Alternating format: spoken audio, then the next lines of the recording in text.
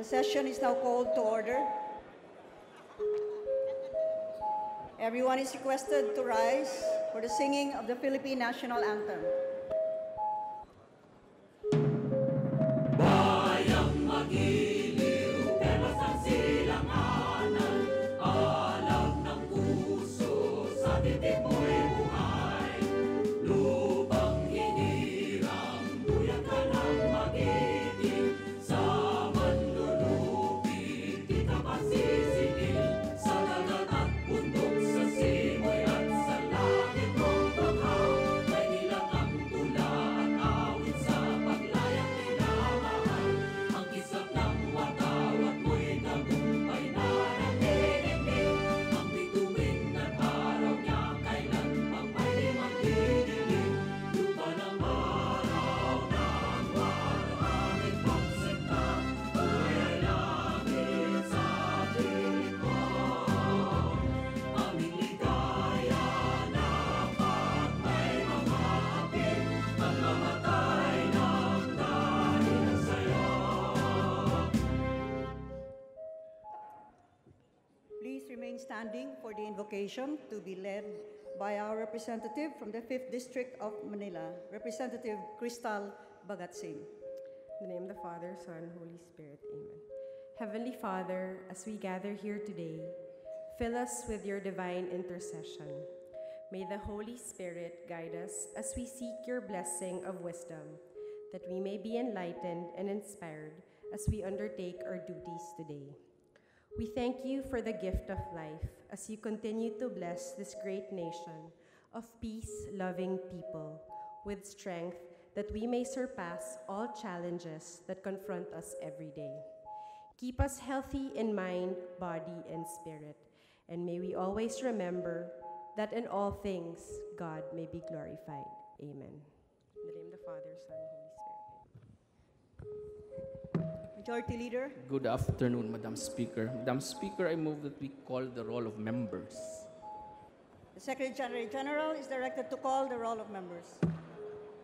Roll call of members, Honorable Representatives Abad, Abaya, Abayon, Abellanosa, Abu, Abueg, Asharon, Acop, Acosta, Acosta Alba, Adyong, Adbincula, Agaraw, Agabaw, Aglipay Bilyar, Albano, Alcala, Alejano, Almario, Almonte, Alonte, Alvarez Pans, Alvarez Mercedes, Alvarez Pantaleon, Amante, Amatong, Andaya, Angara Castillo, Antonino, Antonio, Aquino Magsaysay, Aragones, Arbizon, Arcillas, Arenas, Atienza, Aumentado, Bagao, Bagatsing, Bagilat, Banal, Barbers, Barsaga,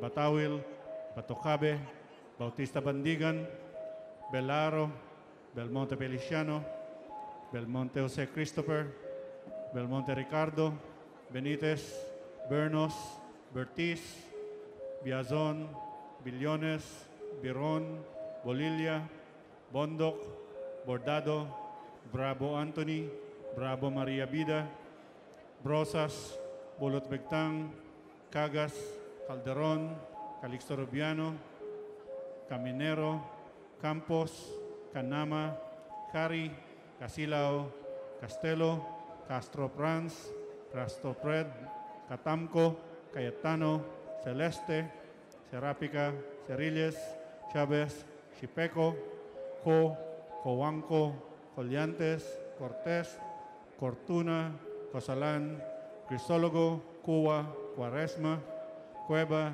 Dalipe, Datol, Daza, De Jesus, De Venecia, De Vera, Defensor, Del Mar, Del Rosario, De Los Montalia, Dimaporo Abdullah, Dimaporo Mohammed, Duabit, Durano, Di, Elago, Enverga, Erice, Eregel, Ermita Buhain, Escudero, Espina, Espino, Estrella, Eusebio, Ebardoni, Pariñas, Fernando, Ferrer Juliet, Ferrer Luis John, Feriol, Floyrendo, Flores, Fortun, Fortuno, Fuentebella, Garbin, Garcia Gwendolyn, Garcia Jose Enrique, Garcia Albano, Garin Oscar, Garin Sharon, Gasataya, Gatchalian, Heron, Go Ana Cristina, Go Mark, Gomez, Gonzalez, Gonzaga, Gonzalez Alexandria, Gonzalez Aurelio Dong, Gonzalez Fernando, Goriseta, Gulias, Hernandez, Herrera, Hopper, Halos Hos, Javier, Ko, Konghun, Labad-Labad, Lacson, Lagman, Lanete, Laugan, Lazatin, Leachon, Lee, Lim Kai Chong, Lobregat, Lopez Benhar, Lopez Carlo, Lopez Manuel Luis, Loyola, Macapagal Arroyo, Maceda, Madrona, Malapitan, Manalo, Mangawang, Mangudadatu, Suharto, Mangudadato Zahid, Marcoleta, Marcos, Mariño, Marquez, Martinez, Matugas, Meliana, Mending, Mendoza, Mercado, Mirasol, Montoro, Nava, Nieto, Noel, Nograles Jericho, Nograles Carlo, Nolasco, Núñez Malañaon, Oaminal, Ocampo, Olivares, Ong Edwin, Ong Henry, Ortega Pablo, Ortega Bini Nola, Pacquiao, Paduano, Palma, Pancho, Panganiban, Panotes, Papandayan, Pichay, Pimentel, Pineda, Plaza, Primicia Sagabas, Kimbo, Radaza, Ramirez Sato, Ramos, Relampagos, Rebilla, Roa Puno, Robes, Rocamora, Rodriguez Isidro, Rodriguez Maximo, Roman, Romero, Romualdez, Romualdo, Roque Hari, Roque Rogelio, Sakdalan, Sagarbaria, Sahali, Salceda, Salimbangon, Salo, Salon, Sambar, Sandoval, Santos Recto, Sarmiento Cesar, Sarmiento Edgar Meri, Sabeliano, Sema, Xiao, Silverio, Singson, Suansing Estrellita, Suansing Horacio, Suarez, Si Alvarado, Tambunting, Tan Angelina, Tan Milagrosa, Tan Sherni, Tejada, Tebes, Tianco, Ting, Tinio, Tolentino, Treñas, Tugna, Tupas, Turabinataman, Ti, Umali, Unabia, Ungab, Unico, Uy Juliet, Uy Clarex, Uy Barreta, Vargas, Vargas Alfonso, Velarde, Velasco, Velasco Jatera, Veloso, Vergara, Villafuerte, Villanueva, Villaraza Suarez, Villarica, Villarin, Biolago, Yap Arthur, Yap Melesio, Yap Victor, Yu, Zamora Maria Carmen, Zamora Ronaldo, Sarate, Zubiri. Speakers present.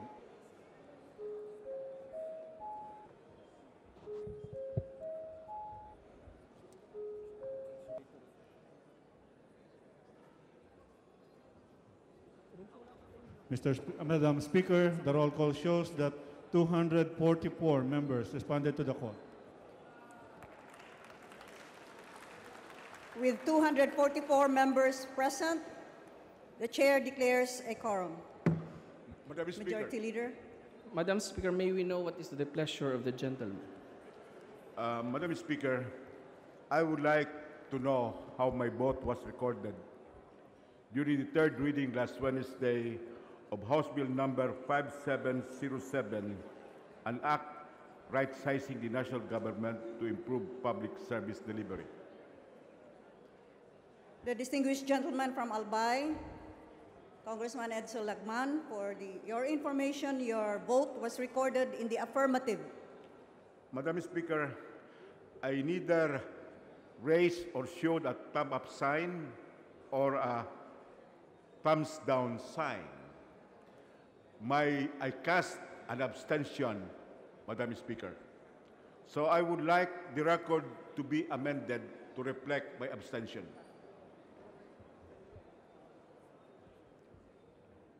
The manifestation of the gentleman from Albay is noted, and we shall act on your request when we will approve the journal.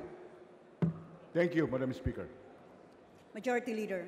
Madam Speaker, I move that we approve the journal number 2 for the session on July 25, 2017. Is there an objection to the motion? The chair hears none. The motion is approved. Madam Speaker, I move that we take up reference of business and first reading, and for this purpose, kindly direct our Secretary General to read the numbers and titles of the measures. Is there any objection? Hearing none, the motion is approved. The Secretary General is directed to read the bills and resolutions on first reading for referral to the appropriate committees.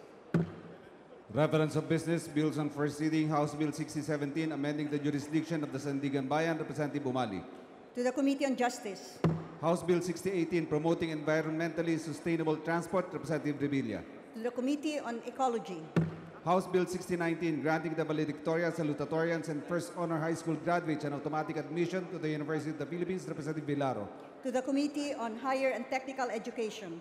House Bill 6020, establishing a Philippine consulate in the city of Nagoya, Japan, Representative Vilaro. To the Committee on Foreign Affairs. House Bill 6021, integrating culture and tradition in the course of study amidst educational institutions, Representative Savillano. To the Committee on Basic Education and Culture. House Bill 6022, prohibiting the creation and distribution of false news, Representative Villapuerte. To the Committee on Public Information. House Bill 6023, renewing the franchise of the Panay Electric Company, Representative Romualdo. To the Committee on Legislative Franchises. House Bill 6025, providing access to education for internally displaced child learners, Representative Mending. To the Committee on Basic Education and Culture. House Bill 6026, granting a 3-year debt moratorium to affected residents in Marawi City, Representative Mending. To the Committee on Banks and Financial Intermediaries. House Bill 6027, providing for grounds for the dissolution of marriage, Representatives Bagilat, Batocabi, several others. To the Committee on Revision of Laws. House Bill 6028, allowing women to revert to their maiden surname, Representatives Macabagal Arroyo. To the Committee on Revision of Laws.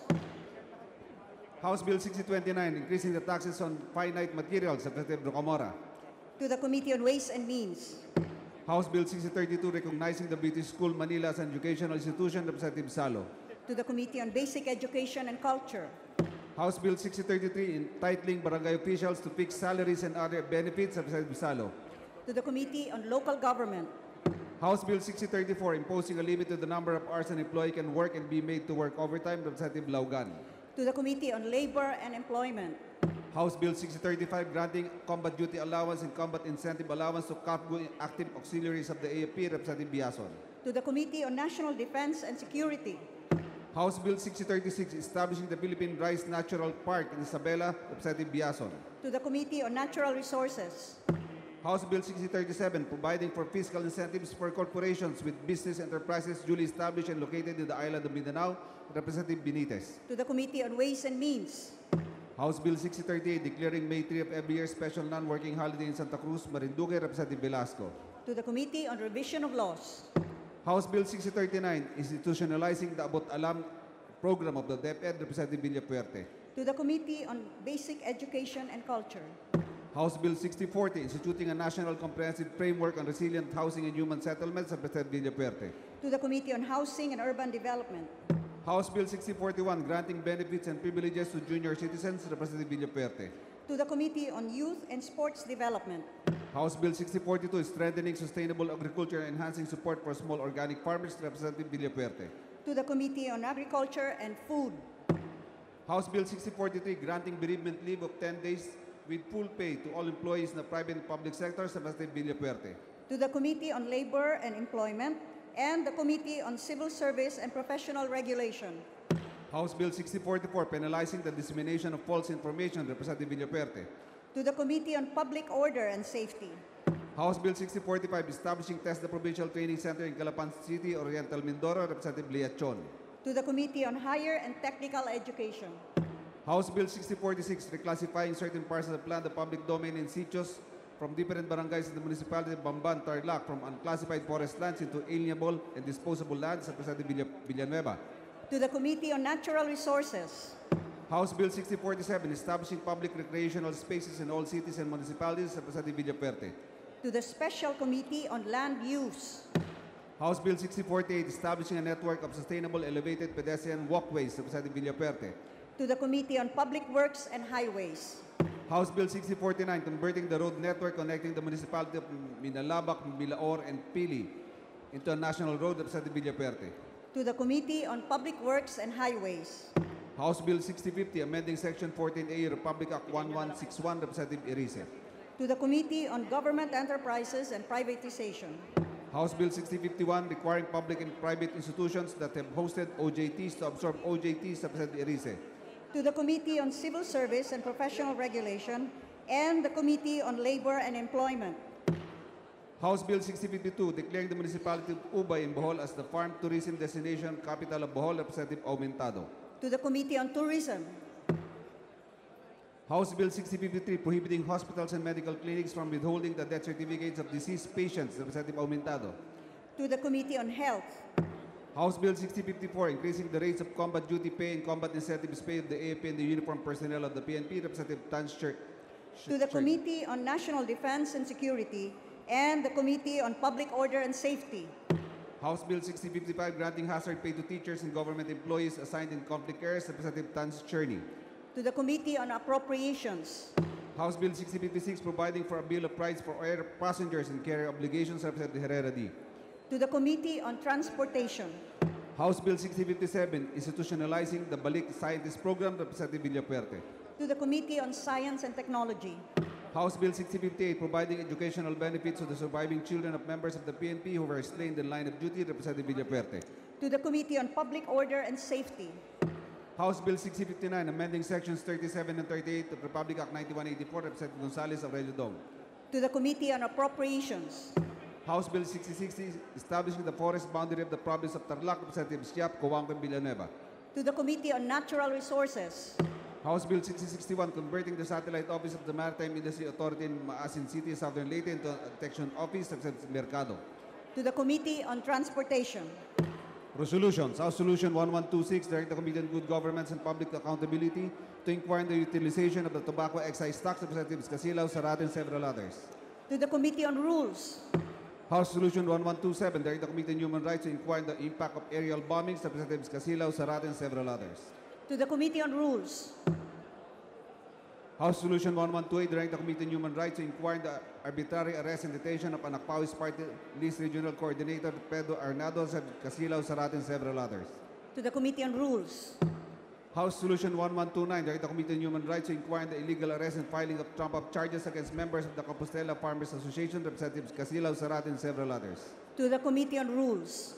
House Resolution 1130, direct the Committee on Agrarian Reform to investigate the state of landlessness among Filipino farmers, Representatives Casilaw, Sarat, and several others. To the Committee on Rules. House Resolution 1131, direct the Committee on Agrarian Reform to inquire the plight of Hacienda Rojas farmers, Representatives Casilaw, Sarate, Jesus, several others. To the Committee on Rules. House Resolution 1132, direct the Committee on Agrarian Reform to inquire the displacement of 62 agrarian reform beneficiaries, Representatives Casilaw, Sarate, and several others. The Committee on Rules. House Resolution 1133, strongly condemning and calling for an urgent investigation into the threats, harassment, and vilification against students and teachers of the Sulugpongan, Tanuk, Ikagnogon Community Learning Centers, Tino Castro, and several others. To the Committee on Rules. House Resolution 1134, strongly condemning and calling for an urgent investigation into the discriminate fighting against children in the Lumad School supported Representative Tino Castro, Broses, and Casilaw. To the Committee on Rules. House Resolution 1135, to investigate cases of abuse and maltreatment of OFWs, domestic workers, Representative Vertiz. To the Committee on Rules. House Resolution 1136, urging the Congressional Oversight Committee on Comprehensive Tax Reform Program to inquire into the utilization by the PhilHealth of funds allocated from tax revenues, Representative Kimbo. To the Committee on Ways and Means. House Resolution 1137, calling for an investigation on the inclusion of the provincial governor and 13 mayors of Sulu in the list of local chief executives whose deputation as NAPOLCOM representatives were revoked, Representative Arbison. To the Committee on Rules. House Resolution 1138, directing the Committee on Transportation to inquire as to the process and guidelines implemented by LTFRB, Representative Bagashing. To the Committee on Rules. House Resolution 1139, direct the LTFRB to finalize the new guidelines for the issuance of Certificate of Public Convenience, Representative Oybareta. To the Committee on Transportation. House Resolution 1140, directing the Committees on Transportation and Legislative Franchises to inquire in the process being followed by the LTFRB, Representative Antonio. To the Committee on Rules. Messages from the Senate. Message dated July 25, informing the House that the Senate mandate passed Senate Bill 1465. To the Committee on Rules. Message dated July 25, informing the House that the Senate mandate passed Senate Bill 1397. To the Committee on Transportation and the Committee on Public Order and Safety. Committee reports, report number 329, House Bill number 6065. To the Committee on Rules. Report number 330 on House Bill number 6073. To the Committee on Rules. Report number 331, House Bill number 6081. To the Committee on Rules. Additional reference of business. Resolutions, House Resolution 1141, direct the appropriate committees to conduct an investigation on the basis of the National Police Commission to withdraw the deputation of 7 governors and 132 mayors, Representative Dimaporo. To the Committee on Rules. House Resolution 1142, direct the government of the Republic of the Philippines through the Department of Foreign Affairs to take further steps and persevere in its diplomatic efforts, Representative Ibardone. To the Committee on Foreign Affairs. House Resolution 1143, calling for an investigation by the appropriate committee on the 900 million peso internal fraud case of allegedly committed by a bank executive of Metropolitan Bank, Representative Suarez. To the Committee on Rules. House Resolution 1144, directing the Committee on Rural Development to look into the positive effects of agricultural biotechnology, Representatives Co and Acosta Alba. To the Committee on Rules. House Resolution 1145, directing the Committee on Ways and Means to conduct an inquiry on the alleged irregularities in respect of taxes, Representative Villanueva. To the Committee on Rules. Majority Leader. Madam Speaker, may we acknowledge the visitors of Representative Michelle Antonio. They are, first, members of Soroptimis International, the Philippines, region headed by Governor Cherry Tumaneng, and Metro Manila Southeast District, Director Sid Marquez. Second is the members of Zohonta Club de Valle Verde, headed by President Sandra Cox. The Taguete Waterworks Incorporated, President Duren Tayag and Company.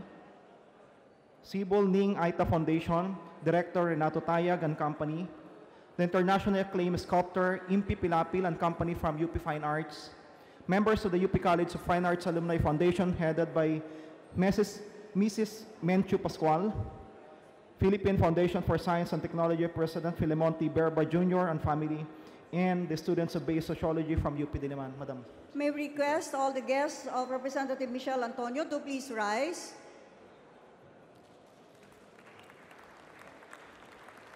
To be properly acknowledged by the members of the House of Representatives. Welcome to the House of Representatives.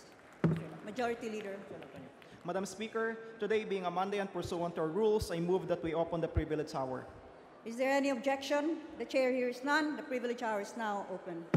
Madam Speaker, I now move that the representative from Party List Agbiag, Representative Michelle M. Antonio, be recognized to avail of the privilege hour. Representative Michelle Antonio from Party List Agbiag is now recognized. Madam Chair, Your Honor, my esteemed colleagues in the House of Representatives, distinguished guests, ladies and gentlemen, good afternoon. Before I proceed further with the rest of my privileged speech, may I humbly request your kind and undivided attention to watch an informational video that is about to be shown on the screen. This is about an impending crisis that's going to gravely affect our lives drastically, a water crisis.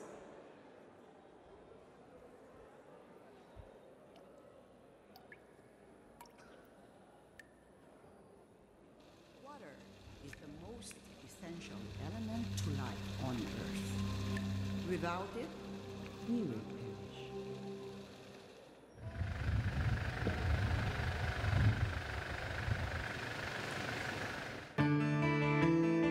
Metro Manila, center of hustle and bustle. But even so, 97% of the region is dependent on only one water supply, the Angat Dam. From domestic and industrial water needs to irrigation of agricultural lands, from generation of hydroelectric power for the Luzon grid to reducing flooding in nearby towns and villages. The 50-year-old Angat Dam is more than just a water reservoir. It houses health, wellness, and safety of Metro Manila and nearby provinces. Can you imagine a day without the Angat Dam? In no time, we might lose it for good. Reports state that by 2020, 15 million residents would experience acute water shortage. And the reality is, we currently have no alternative water sources when it's gone. And it won't stop there.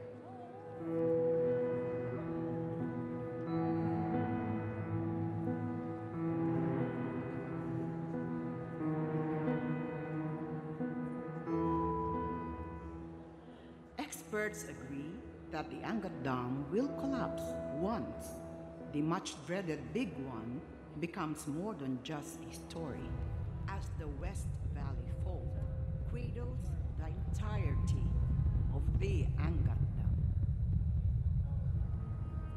The collapse would quickly claim more than 30,000 lives and 201 billion peso damage.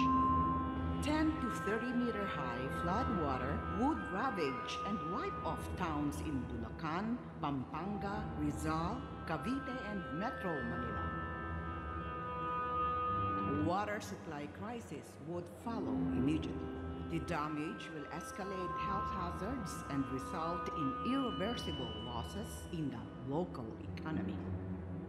Reports state that every day, almost 20 Filipinos die of waterborne disease and more than 50 die from sickness due to lack of sewage and sanitation facility.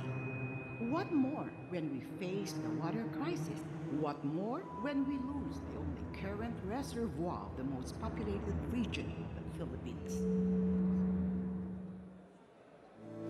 Water will forever be the most essential element to life on Earth. So it's about time we look back and know that the answer to all of this lies in us all. The government and its people must work together to save the Angat Dam, to find alternative water sources and dams, and create solutions. Think about it. Ask yourself, what do I do without water? What can I do without water? And while we can still do something about it now, why don't we?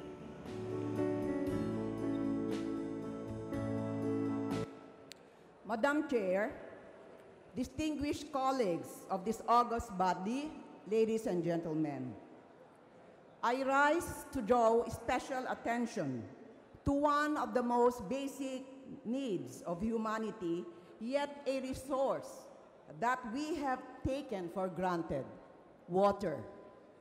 Water is a basic human need, and access to it is regarded as a fundamental human right.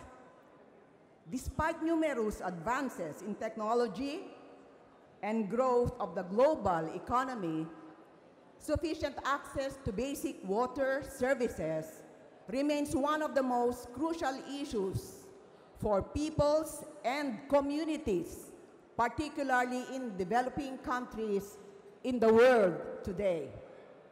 Here in the Philippines, 2015 data from the UNICEF and World Health Organization Joint Monitoring Program for Water Supply and Sanitation shows that 8 million people, nearly a tenth of our population, lack access to clean drinking water. What is more alarming is that there is only one major water source that supplies Metro Manila, the Angat Dam. Currently, 97% of Metro Manila's water supply comes from Angat Dam. There is no other alternative water source.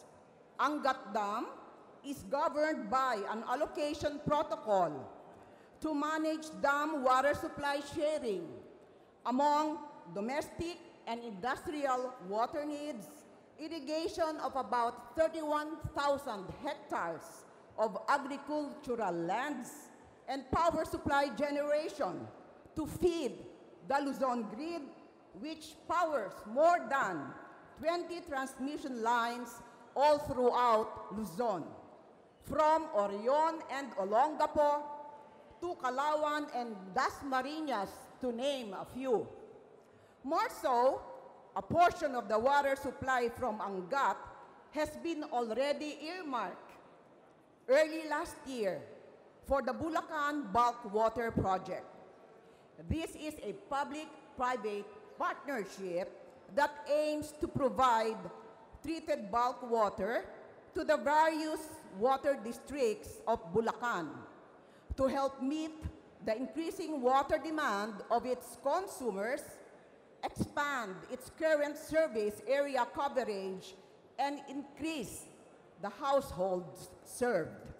With this level of dependency on the Angat Dam, we are facing a looming crisis.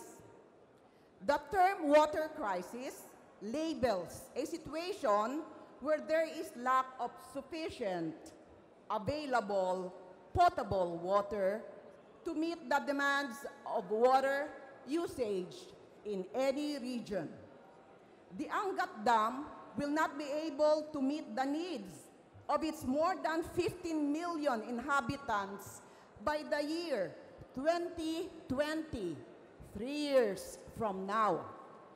Not unless an alternative water source to Angat Dam is developed by the government. This does not even factor in the climate change which is already happening.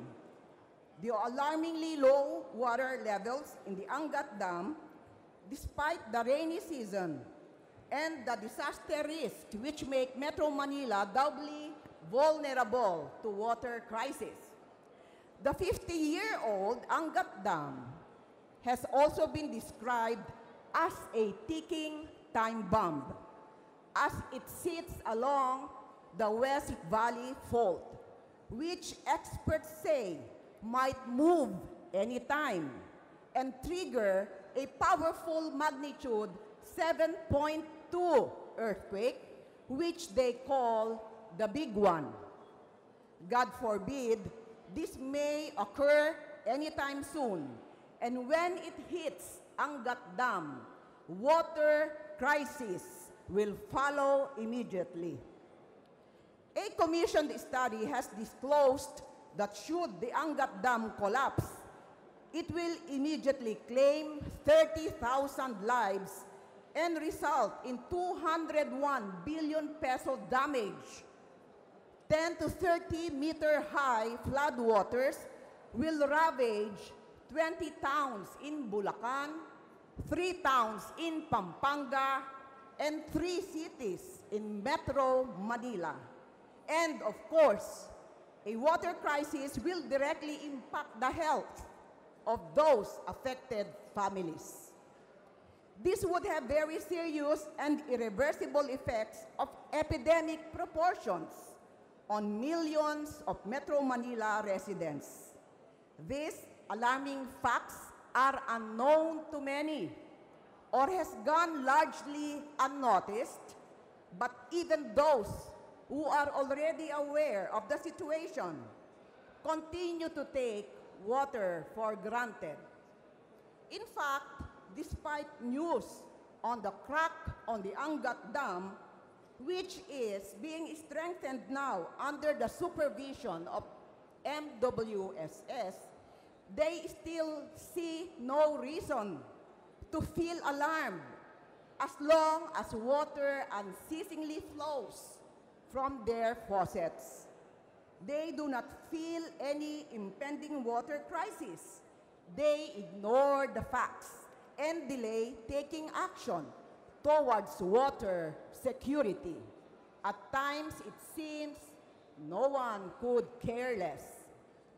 This is now where we come in as leaders and public servants. We in government must ensure that we have a concrete backup plan for our current single supply source, the Angat Dam. The 1987 Constitution has provisions that contain an implicit recognition of a right to access basic resources such as water. But there remains a disturbing gap between policy and practice. And while there have been efforts on the part of government to respond to this issue, much still remains to be done. Likewise, there is a need to invest in physical infrastructure as well, especially in the putting up of necessary dams as alternative to the Angat Dam. The Kaliwat Dam in Quezon and the Laiban Dam in Rizal, in fact, can be alternatives to the Angat Dam. However, with the delayed preparations of the Kaliwat Dam project, it will be operational in 2023, 3 years too late, with the impending water crisis. The construction of the Laiban Dam, on the other hand, has been opposed by indigenous communities because of its impact on the Sierra Madre forest ecosystems. Its construction is now delayed because of the constant approval issues it faces. Thus, while the Kaliwat Dam and the Laiban Dam can produce more than the 2 million liters a day which currently produced by Angat Dam, both are mired in legal resettlement and environmental issues, and their construction has been delayed. All of this taken together, it is clear that we need to start discussing a new and stronger water supply master plan. We must form a group of government leaders and other key stakeholders who can identify primary and alternative water sources for Metro Manila. In addition to the master plan, it is also worthwhile to look at reform measures to improve the country's regulatory and institutional frameworks for sustainable water resource management. As legislators, we must look into the multiplicity of institutions involved, all with different hierarchical coverage, varied mandates, and representing the interests of diverse constituencies. It is high time we check through legislative oversight whether the government agencies involved in water are still efficient and well-oiled to perform their mandates. Take, for example, the National Water Resources Board, or the NWRB. It is the government agency that is responsible for all the water resources in the Philippines. It coordinates and regulates all water-related activities in the country that has impact on the physical environment and the economy. But the NWRB is understaffed and lacks the necessary budget to perform its mandate. We must therefore examine whether legislation is necessary to strengthen and define the NWRB as the central government agency for water resource management. Otherwise, it could be time to create a Department of Water and make it the central agency for water management. Thus, I urge you, my fellow legislators, to look at whether these agencies involved are only making water governance unnecessarily complex. We must make attempts at unifying the fragmented water sector. My colleagues in the House of Representatives, we have a lot of work to do. I call on all of you to give your inputs with regards to this pressing matter. We can do consultations in our communities and with various sectors of society so we know their concerns.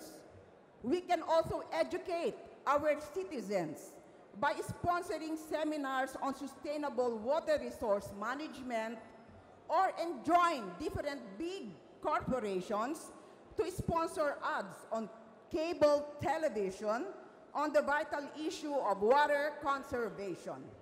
We can also ask the LGUs or several NGOs like the Soroptimist International or Zonta Club to plant trees or engage in reforestation projects. This concern is, after all, not the undertaking of just one government agency. Rather, this is our responsibility, for survival is everybody's birthright. Let us not wait for the day when the taps run dry, and we find ourselves parched and thirsty in the concrete and steel deserts that our cities may become.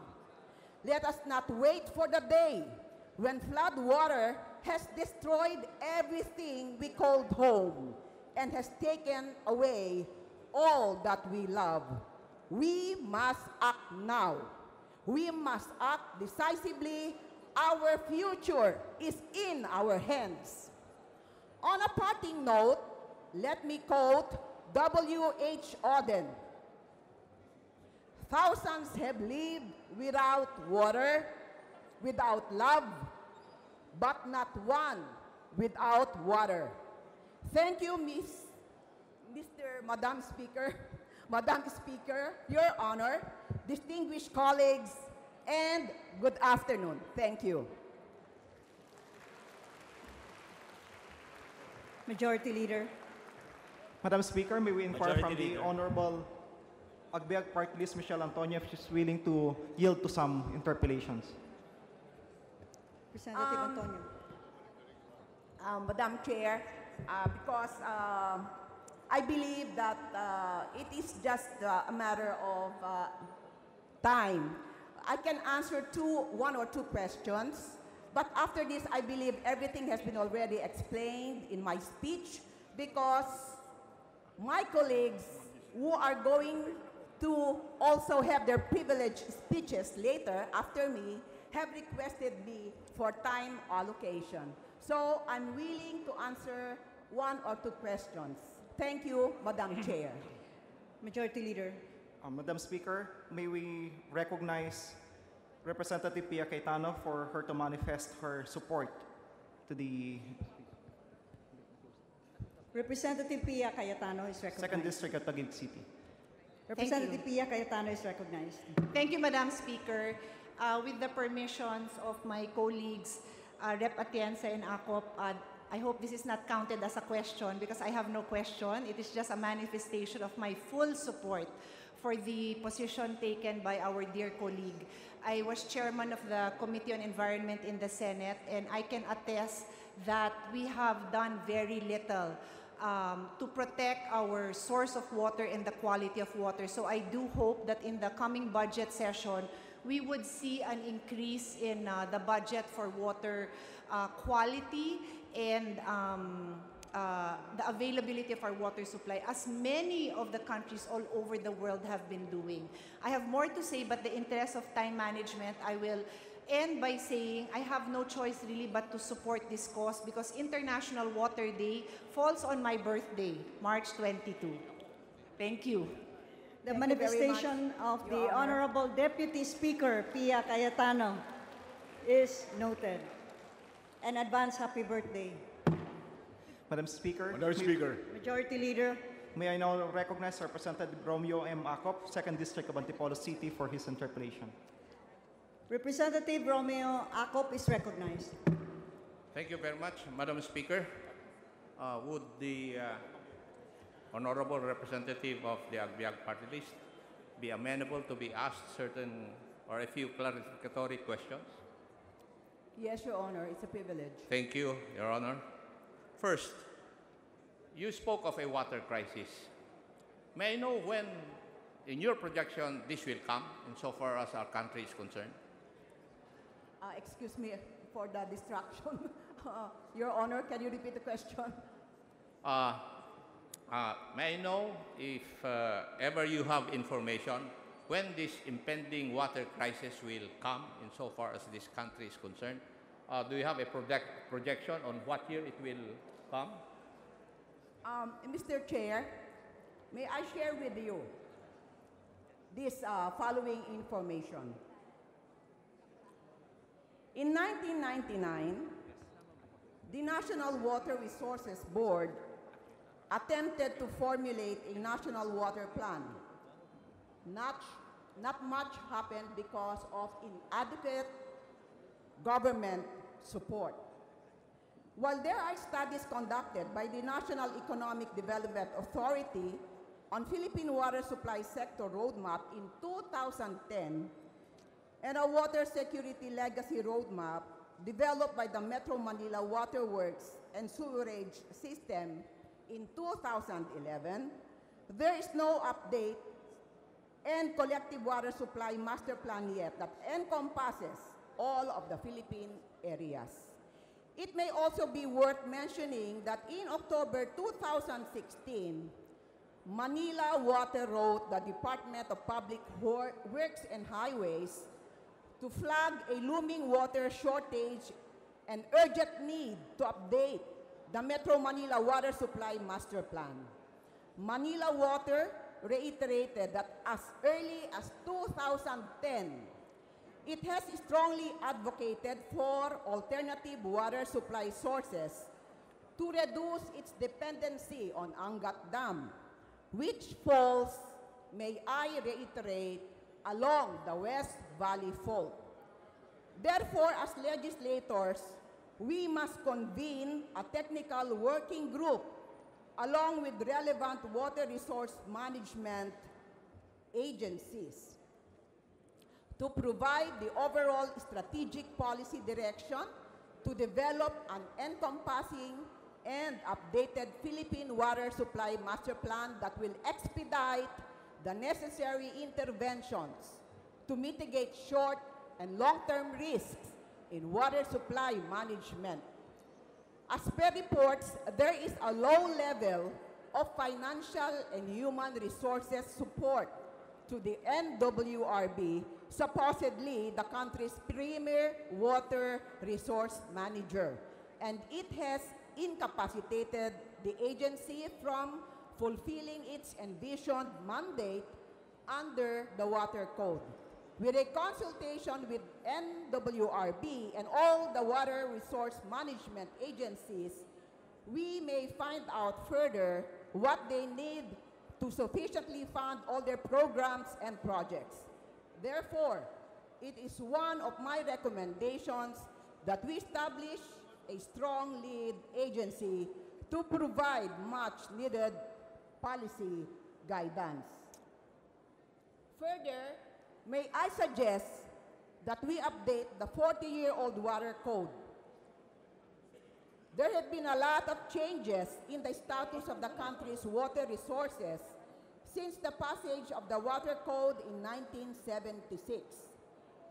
Therefore, we must look into modernizing the Water Code using a clear and integrated policy on water resource management. Proposed amendments to the Water Code can also be implemented without congressional approval via an executive action by the President. Second, I would like to recommend that we establish a strong lead agency to provide much-needed policy guidance and govern our water resources, or we strengthen the National Water Resources Board, which is mandated to supervise all water resources in the country. But as I have mentioned a while ago, it is understaffed and underfunded. We should address the problem of having a highly fragmented institutional framework. We have over 30 agencies and over 6,000 water service providers scattered throughout the country, doing their own thing. It is time we build a coherent national water strategy to achieve an integrated approach to water management and supply. Third, we must create a proper regulatory framework to govern all water service providers throughout the country in order to bring about the results desired from the operation of the said providers. Lastly, we must develop a funding and financing strategy aimed at better leveraging public funds, targeted output-driven subsidies, and specific support mechanisms to help mobilize private resources into the sector. We must look into opportunities for the government to partner with business by facilitating licensing and permitting and resolving right-of-way issues which become a constraint towards attracting private funding. Thank you, Mr. Chair. Representative Acop. Thank you, Madam Speaker, Your Honor. May nabasa po akong isang article. The problem of the water crisis will come in the middle 2025, I think, from that article. Now, Madam Speaker, Your Honor, our colleague has come up with a problem, a future problem, but nowhere in the pronouncement of the President have we heard of an impending water crisis. Now, may I know if the Honorable Antonio would, shall we say, agree with me that since the executive has not recognized this as an impending future crisis, there must be work to be done. Would the esteemed representative of Abbiag agree with this representation, Madam Speaker, Your Honor? Thank you, Your Honor. It is true that the President has not made any announcements regarding this impending water crisis, making it or considering it as one of his priorities. But I can say that this government is silently working in the background to address the issue. In fact, I spoke to the MWSS Chair, Administrator Ray Velasco, and during my visit to Angat Dam, he discussed his plans with regards to the construction of the Laiban Dam and Kaliwa Dam for our alternative water sources. He is also pushing for the Sumag River Diversion Project to supplement water coming from Umiray River going to Angat Dam. Putting up an intermediary dam between Ipo and Angat Dam is also needed. I can see that he is very determined, and I think he will see to it that his plan will push through. This water issue is not a novel one, Your Honor, Madam Chair. We have heard about this time and time again. But the reason why I am advocating this right now is because I want all of us to see the urgency of the situation. We are running out of time. It is time we all work together to solve the problem and find alternative water sources. An opportunity can be seen under the Duterte's administration's golden age of infrastructure. The President said at the beginning of his term that the government will accelerate spending on infrastructure by addressing major bottlenecks and maintain the target of setting aside 5% of the country's gross domestic product to infrastructure spending. We can see that this statement has been operationalized through the Build program. The ongoing pursuit of these ambitious infrastructure projects may also be utilized to address one of the pressing concerns of the country, which is water security. President Duterte's legacy must not only be about fighting drugs, but he should also be remembered in successfully addressing the water crisis as well. If President Duterte can effectively manage our water situation by mobilizing the approximately 30 water-related government agencies, his legacy will also be for the world as well, as water is part of the biggest global challenge today. Representative Ako. Thank you, Your Honor, Madam Speaker. As for my last issue, insofar as this privileged speech is concerned, Madam Speaker, much has been said and written about the water scarcity of this country.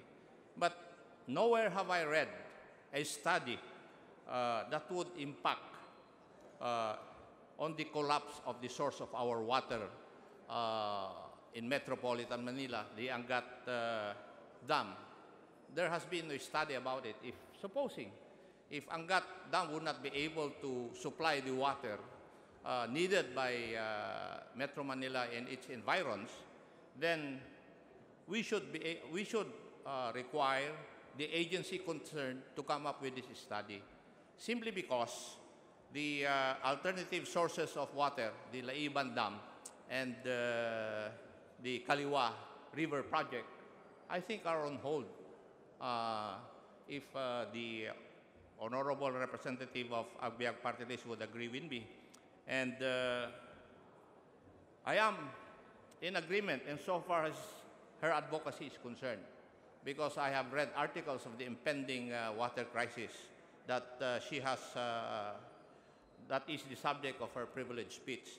And therefore, Madam Speaker, I would like to congratulate the honorable representative of the Agbiag Party List for bringing out this impending future problem where our government has not given any proper attention to.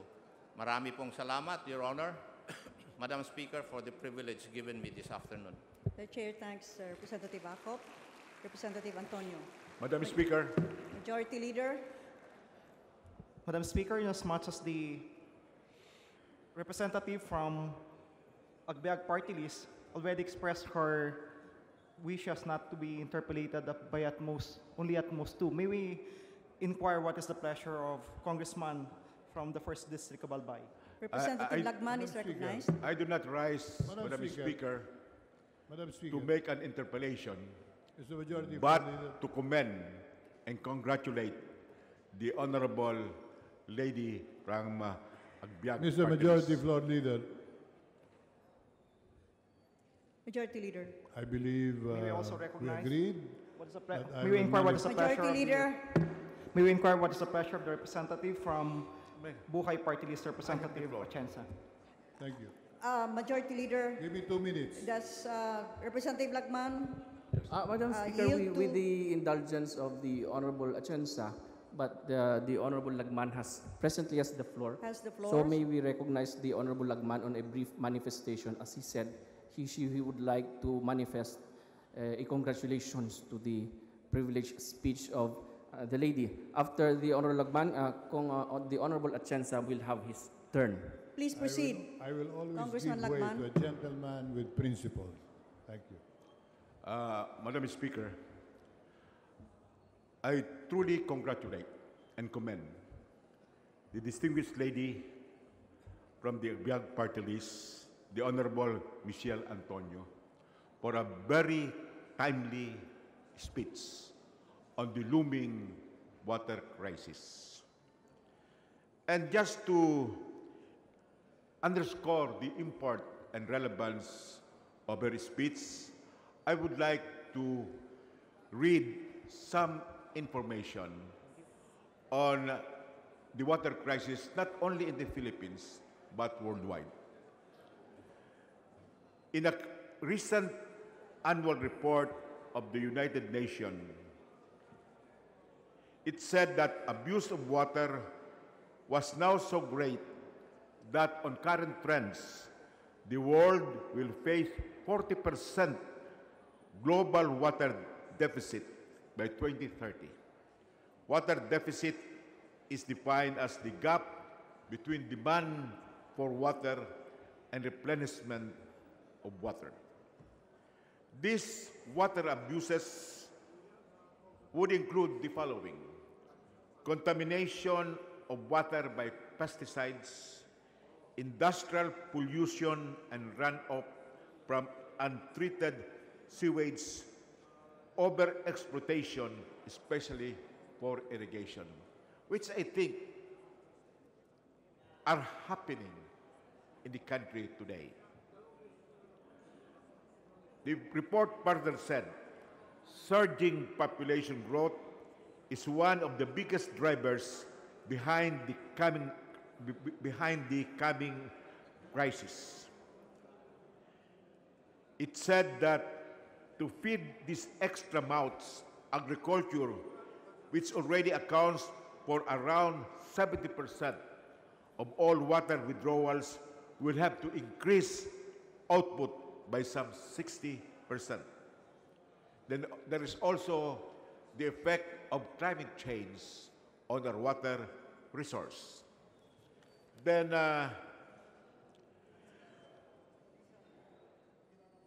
in a report by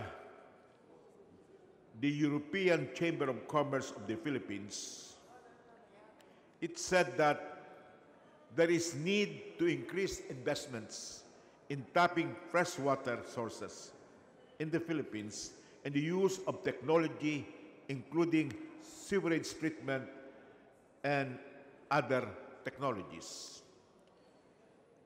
Most probably, it would be important to know later if there would be a committee hearing on this report on the total public and private investments in the Philippines with respect to tapping fresh water. The same report from the European Chamber of Commerce of the Philippines said that there is enough fresh water that can be tapped. It is just a matter of proper management, infrastructure development, coordination between the government and private sector, and the public learning how to use it properly.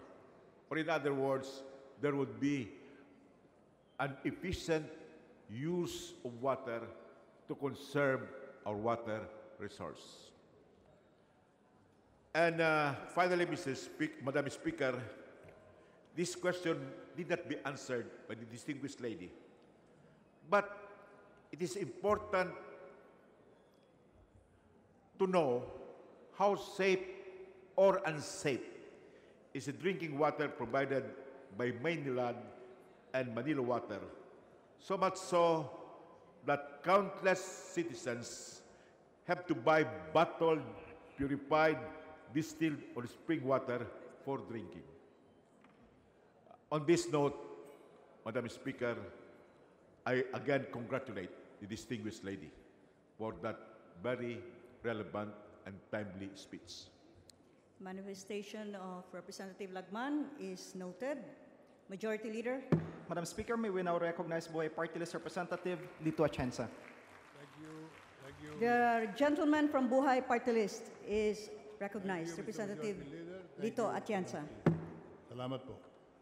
Ako po'y buong pusong sumusuporta sa panawagan ng ating kongresista na hindi lamang napapanahon kundi tumutugon sa napakalaking problema na ngayon ng ating bansa.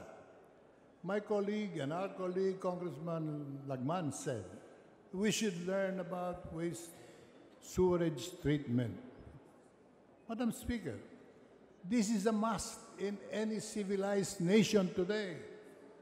And for the fact that we have been paying every month, you should check your water bill, as everyone should check their water bills. We're paying 20% of our bills to Maynila and Manila Water for wastewater treatment facilities. Wala po niyan, Madam Speaker. Hanggang ngayon, 20 years na silang nangongolekta sa ating mga consumers, hindi po binibigay yung wastewater treatment facility. So today, anong solusyon sa panawagan ni Congresswoman Antonio?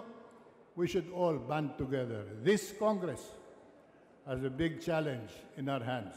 How to respond to the crisis now? We ask, when will the crisis happen? It's already happening, where we are being charged for something that the government or the private sector, in partner with the government, are not providing to save our water reserve. We have an abundance of fresh water, Madam Speaker. We have known that for a fact.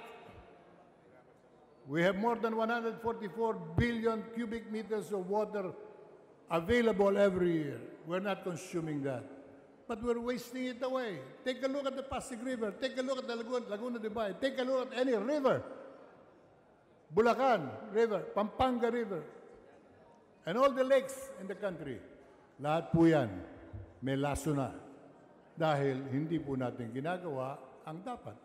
Kaya kung ano man ang iniisip ng ating kongresistang Antonio, the lady congresswoman, we will support wholeheartedly, as this call should ring in the hearts and mind of every legislator, that we cannot continue doing this to ourselves.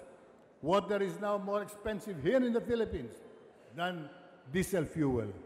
Sa kayo nakakita niya, abundant ng fresh water sa atin, pero mahal na mahal ang presyo kung tayo bibili na lamang na nasa bote. Well, we should be drinking fresh water. Healthier, free, and definitely abundant. The same way that the President is saying we should gain from the mineral resources that we have, we would like to remind him we should also gain from the water resources that we have before somebody else, more powerful than us, takes advantage of what we have. Thank you, Madam Speaker. Thank you, Mr. Majority Floor Leader. Again, we will support whatever action that the lady legislator takes on this matter. Kailangan umaksyon tayo, magsama-sama tayo. Maraming salamat po. The manifestation and call to arms of the gentleman from Buhay Party List is duly noted. Madam Speaker, may we know what is the pleasure of the gentleman, inasmuch as the lady from Agbiag has graciously declined to entertain further interpellation. Madam Speaker, I just wish to enter also my own manifestation regarding the water problem. Madam Speaker, Majority Leader. With that, Madam Speaker, may we remind our colleagues who would wish to congratulate the lady for her very successful privileged speech to kindly limit the manifestation.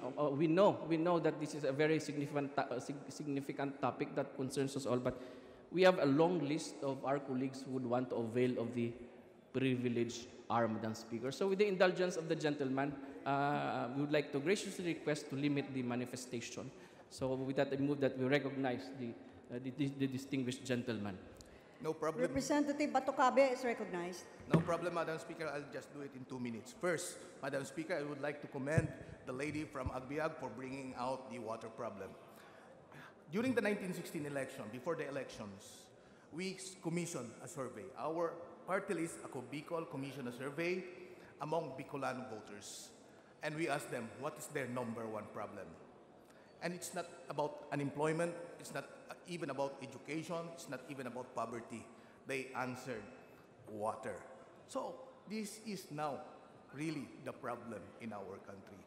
And it's so unfortunate, Madam Speaker, that there is no centralized agency that take care of about our water. If in the electrification, there is the National Electrification Administration, we don't even have a rural electrification program. As you see, I am sure most of my colleagues here will say that in their barangays, there is really no running water. So water really is a big problem. And I'm so glad that all my colleagues here are interested in this very basic utility. And I do hope that this Congress will take a very clear and definite step to address the water problem that affects our country. Thank you, Madam Speaker.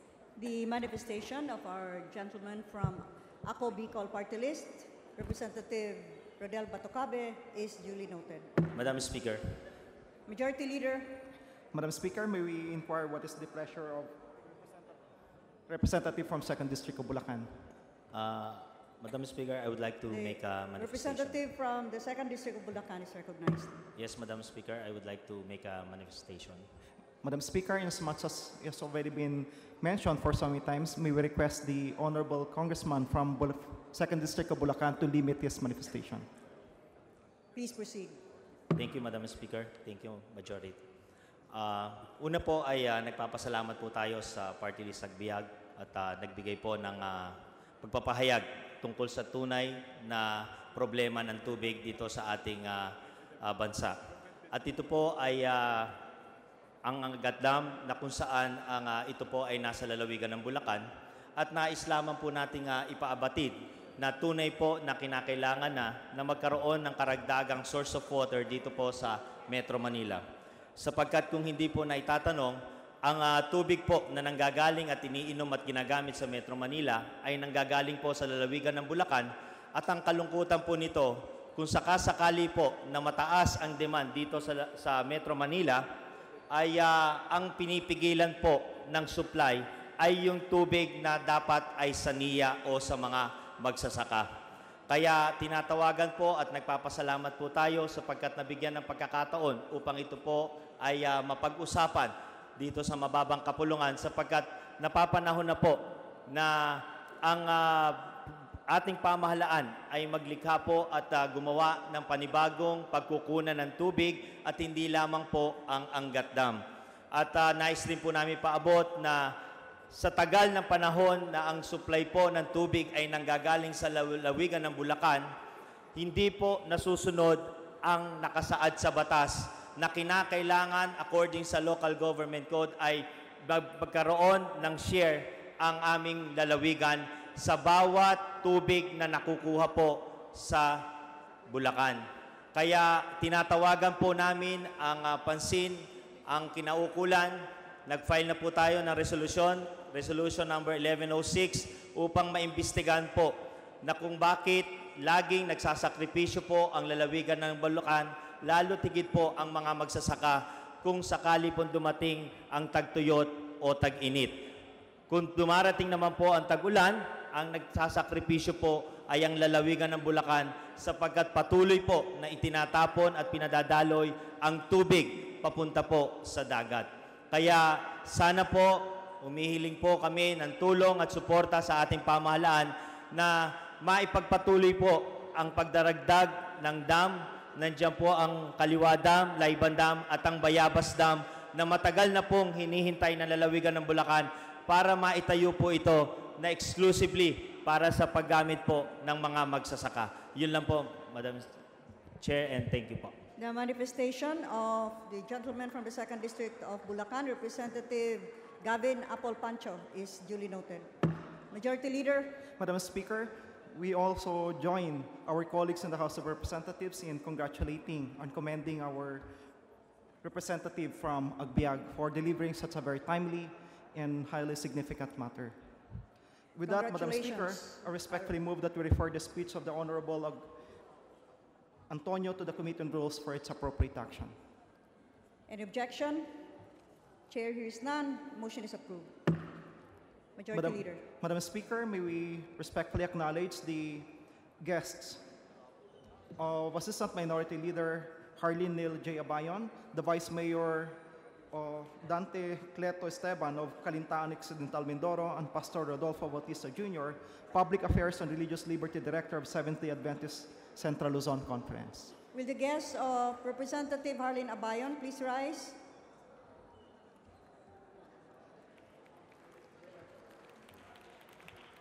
Welcome to the House of Representatives. Majority Leader. Madam Speaker, may we also acknowledge the following people who are guests of the Honorable Congressman Strike Biribilla. First, our Barangay Kagawats, Jovelyn Tagle, Reynaldo Canales, Edward Sabater, and members of Lupon Tagapamayapa, Adelina Suniga, Marilo Viray, Ambrosio Esguera, o Barangay Molino 3, City Bacoor, Cavite City. To the guests of the Honorable Congressman Strike Revilla, welcome to the House of Representatives.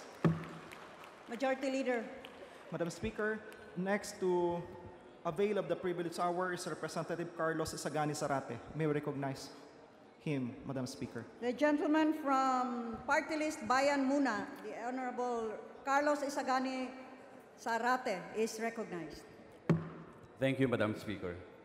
Madam Speaker, kapwa ko mambabatas, ngayong hapon nais kong ilahad 10 ng mga kasamahan ko sa Makabayan Block ang kalagayan ng bayan mula sa pananaw ng mga inaapi at pinagsasamantalahang sektor ng ating lipunan.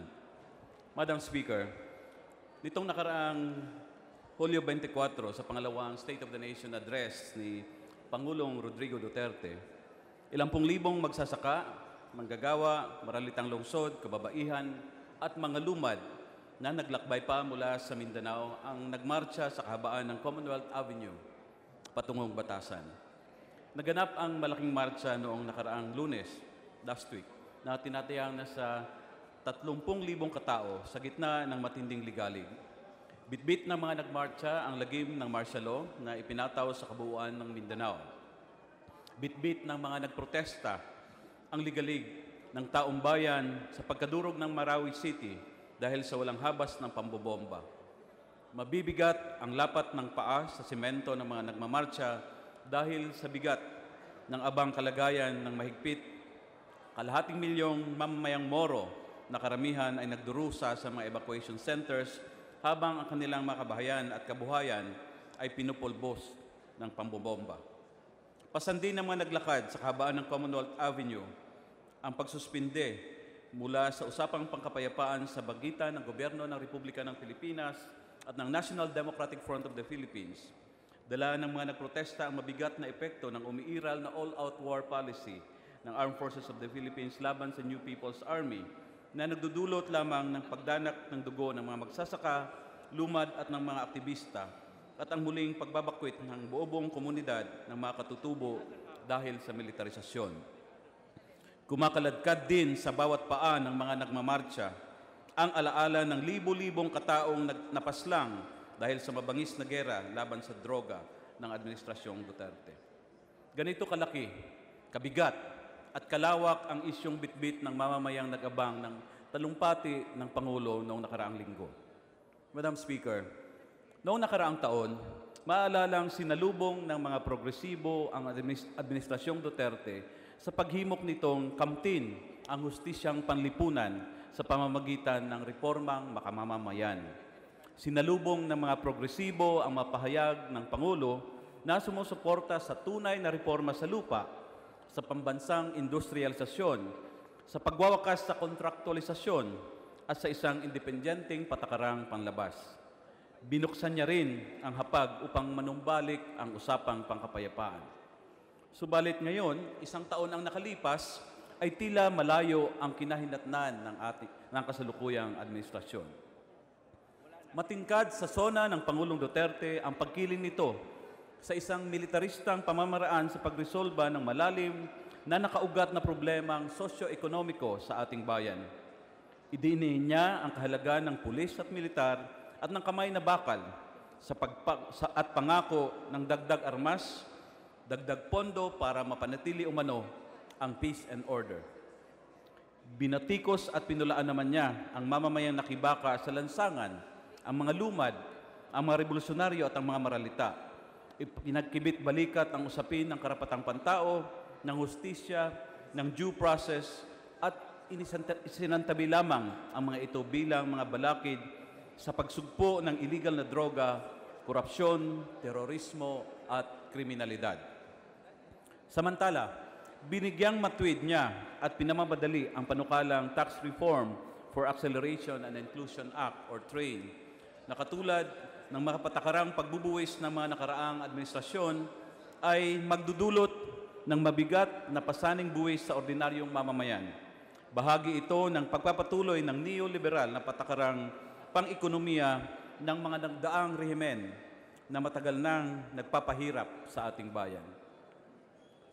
Nakakalungkot, ngunit walang pahayag si Pangulong Duterte sa tunay na reforma sa lupa, sa dagdag na sahod sa mga ating manggagawa, sa pribado man o sa pamahalaan, at sapat na trabaho, pabahay sa maralita at pambansang industrialisasyon. Kaya tanong ng mamamayan, nasaan nga ba ang pangakong pagbabago? Madam Speaker, ano na ba ang nangyari sa pangakong wakasan, ang kontraktualisasyon? Bago pa man na iluklok si Pangulong Duterte sa Palasyo ng Malacanang, pagwakas na ng kontraktualisasyon ang bungad niya sa laksang manggagawang humihiyaw laban sa kawalan ng seguridad sa hanap buhay. Hinintay ng mga manggagawang sambitin ito ni Pangulong Duterte na tuluyan na ngang ipagbawal ang mapagsamantala at hindi makatarungang iskemang ito. Hintintay ng mga manggagawa na sabihin niyang certified as urgent ang mga panukalang batas ukol dito. Ngunit, matapos ang kanyang 2.5 State of the Nation address, walang sinabi ang Pangulo sa pagpapawi nito. At sa halip, ngayon may 24.4 milyong manggagawang Pilipino pa rin ang kontraktual. Sa kabilang banda, Madam Speaker, ano naman ang nangyari sa pangakong independent foreign policy? Ang pagtungkab ng kuko ni Uncle Sam sa mga usaping pang-ekonomiko at politika sa ating bansa na lagi nang sinasambit ng Pangulo ay tila nabura nang payagan niya ang pagpapatuloy ng balikatan at EDCA. At tila nawala ang tindig ni Pangulong Duterte laban sa panghihimasok ng Amerika nang payagan niyang pasukin ng tropang Amerikano ang sigalot sa Marawi. Gayun din, ang pakikipagkaibigan ni Pangulong Duterte sa China ay hindi nangunghulugang pagtindig para sa soberenya at teritoryo ng Pilipinas. Nananatili ang mga sasakyang pandigma ng China at maging ng Russia at ng Japan sa ating mga katubigan. Tuloy-tuloy na nasa impluensya at kontrol ng mga dayuhang bansa, partikular ng imperialistang Amerika at China, ang ating mga panloob at panlabas na patakaran. Panibagong tanong, ano ang nangyayari sa tunay na reforma sa lupa at sa pambansang industrialisasyon? Ugat ng kahirapan ang kawalan ng lupa ng milyong-milyong magsasaka sa ating kanayunan. Ang usapin ng lupa rin ang malalim na ugat ng armadong tunggalian sa ating bayan na halos umaabot na ng 5 dekada. Ang muling pagtigil ng usapang pangkapayapaan ng gobyerno at ng NDFP ay malaking dagok sa pagkamit ng tunay na reforma sa lupa at ang kaakibat nitong pambansang industrialisasyon. Ang buod ng usapang pangkapayapaan na ito ay ang usapin ng social and economic reforms na sasagot hindi lamang sa halos kalahating siglong digmaang sibil, kundi sa ugat ng kahirapan at atrasado at bansot nating ekonomiya. Ang pagtutuloy sa naonsyamin na namang usapang pangkapayapaan ay lalong naging mas mahalaga ngayong umiigting ang krisis, pang-ekonomiya at pampolitika sa ating bansa. Tama lamang, Madam Speaker, ang ngit-ngit ni Pangulong Duterte sa malakihang pagmimina dahil sa pandarambong ng mga ito sa ating yamang mineral at pagbawasak sa kalikasan. Dapat nga talagang managot sila sa kanilang mga ginagawa laban sa kalikasan at sa ating mamamayan. Kung tutuparin niya ito, Maglugod itong sasalubungin ng sambayanang Pilipino na nais na ng isang makabayan, makakalikasang industriya ng pagbimina ng magbubunsod ng pag-uunlad ng agrikultura at ng isang pambansang industrialisasyon. Ang pahayag na ito ni Pangulong Duterte ay tiyak na maglugod na tatanggapin ng makatutubong igurot at lumad na matagal nang nagdurusa sa kabi-kabilang minahan sa kanilang ninunong lupain. Kaya hinahamon natin siya na itulak at gawing priority legislation ang People's Mining Bill na nakabinbin ngayon sa Kongreso na siyang babaklas sa mapaminsalang Mining Act of 1995. Ngunit, Madam Speaker, dapat ay eksklusibo sa mga mapandambong at mapanira lamang ang ngit-ngit at talim ng pananalita ni Pangulong Duterte.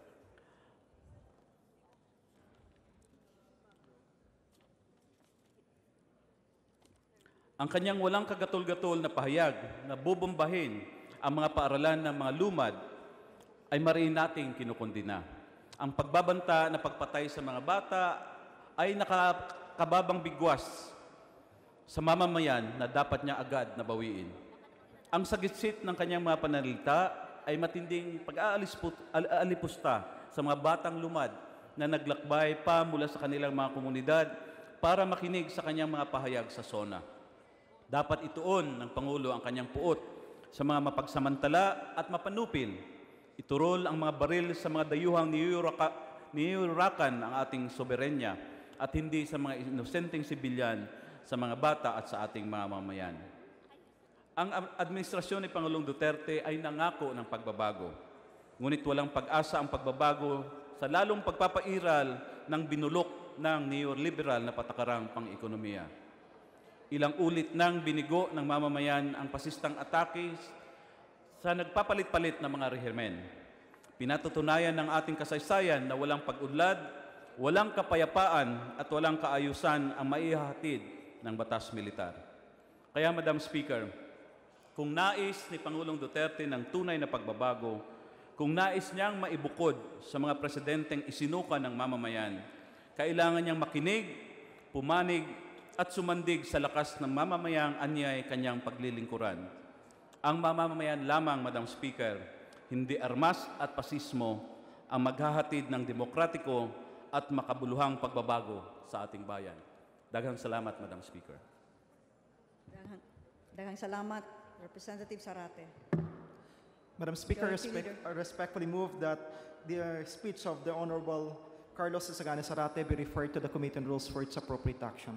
Is there any objection? Hearing none, motion is carried. Majority Leader. Madam Speaker, may I respectfully move that we recognize Representative Arnolfo A. Teves Jr. from the 3rd District of Negros Oriental for his privileged speech. From the 3rd District of Negros Oriental, Representative Arnolfo Teves Jr. is recognized. Thank you, Madam Speaker. Good afternoon, everybody.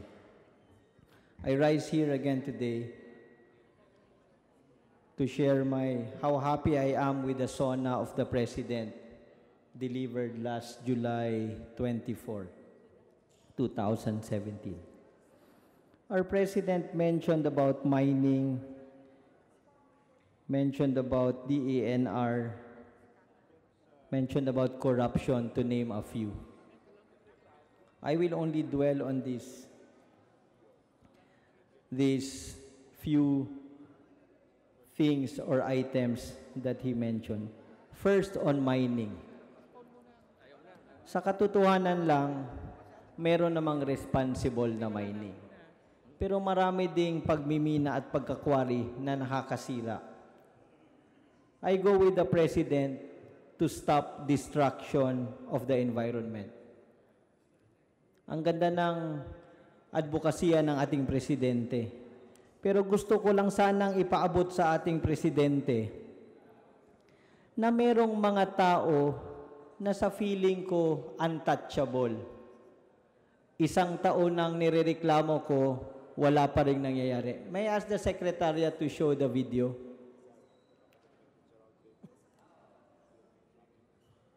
Yan. Yan ang nangyayari sa amin. That's a very recent picture that I personally took. Can you move the slide?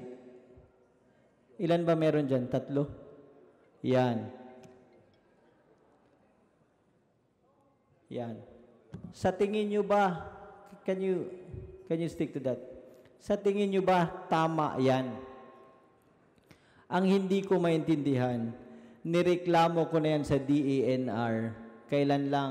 Dati pa kay Ma'am Gina, nireklamo ko yan. Kailan lang nagkita kami ni Secretary Roy Simato, nireklamo ko. Hindi matigil-tigil. Just today, I received a letter signed by Regional Director Sophie Manuel and Penro Negros Oriental Engineer Grefalde. Some of the points here mentioned na ang special permits na binigay ng governor namin has led to unabated extraction of sand and gravel. What alarms me is, sinasabi ng DENR na hindi daw nila matigil dahil wala daw batas na nagsasabi na kaya nilang tigilin. Dapat daw ang magtigil ang probinsya dahil ang probinsya daw ang nagbigay ng permit. You know, it's very funny. Are they saying that when somebody from LTO gives the pilot or somebody a license to drive an airplane, hindi kaya pigilin ng CAAP dahil LTO ang nag-issue ng permit? Parang mali. It's a very flimsy excuse. I know these people, Engineer Manuel, Engineer Grefalde, they might be new to the job. But I think kailangan natin tingnan kung ano yung mas malalim na dahilan kung bakit hindi matigil-tigil ang environmental destruction. To me, I strongly believe that there is money and corruption involved. Dahil kung may kumikita, siyempre may nagpoproteksyon ng negosyo. Again, I call on Secretary Simato, pakiayos yung mga tao mo sa Region 7 at sa NIR. Isang taon ko na nirereklamo yan, hanggang ngayon nagpapatuloy. I was very glad that the President mentioned mining during the SONA, but I would like to inform the President that until today, environmental destruction in our province continues. Tingin ko, yung gobernador namin untouchable. Hindi dahil magkalaban kami sa politika, pero sa pagnanakaw at sa pagmimina nagpapatuloy. I would like to mention about the TRO that the President has also mentioned. Alam ko si Manong Rudy may masama rin yung loob sa nangyari na may nagbigay ng parang TRO din sa mga nakukulong sa Kongreso. At one time, tinawagan ko si Manong Rudy because I was surprised to find out that the same guys who gave TRO to the ones jailed in Congress were the same guys who gave the TRO to the governor of my province. Ewan ko kung if you agree with me that a 140 million corruption case ginawa ng Court of Appeals na simple misconduct. Pwede ba yun? 140 million, simple misconduct? Plunder na yun eh. How can the Court of Appeals reverse something involving 140 million? Not only reverse, change it to simple misconduct. Hindi ka panipaniwala na pwedeng gawin yun. Ibig ko sabihin, tingnan natin, dapat to tingnan ng ating presidente, patingnan ng mga tao niya, kung bakit in spite of his drive, may nangyayari pa rin ganito. Untouchable sa mining, yung CA natin, nagbibigay ng TRO dito, nagbibigay ng TRO doon. Sometimes TROs are legal. Pero yung 140 million na nagiging simple misconduct, tingin ko hindi na tama yon. Another thing I'd like to drive at, which it was not mentioned in the SONA, but illegal gambling continues in so many places in the country. Nakikita ko kasi maraming nagpoprotekta sa illegal gambling dahil meron silang kinikita.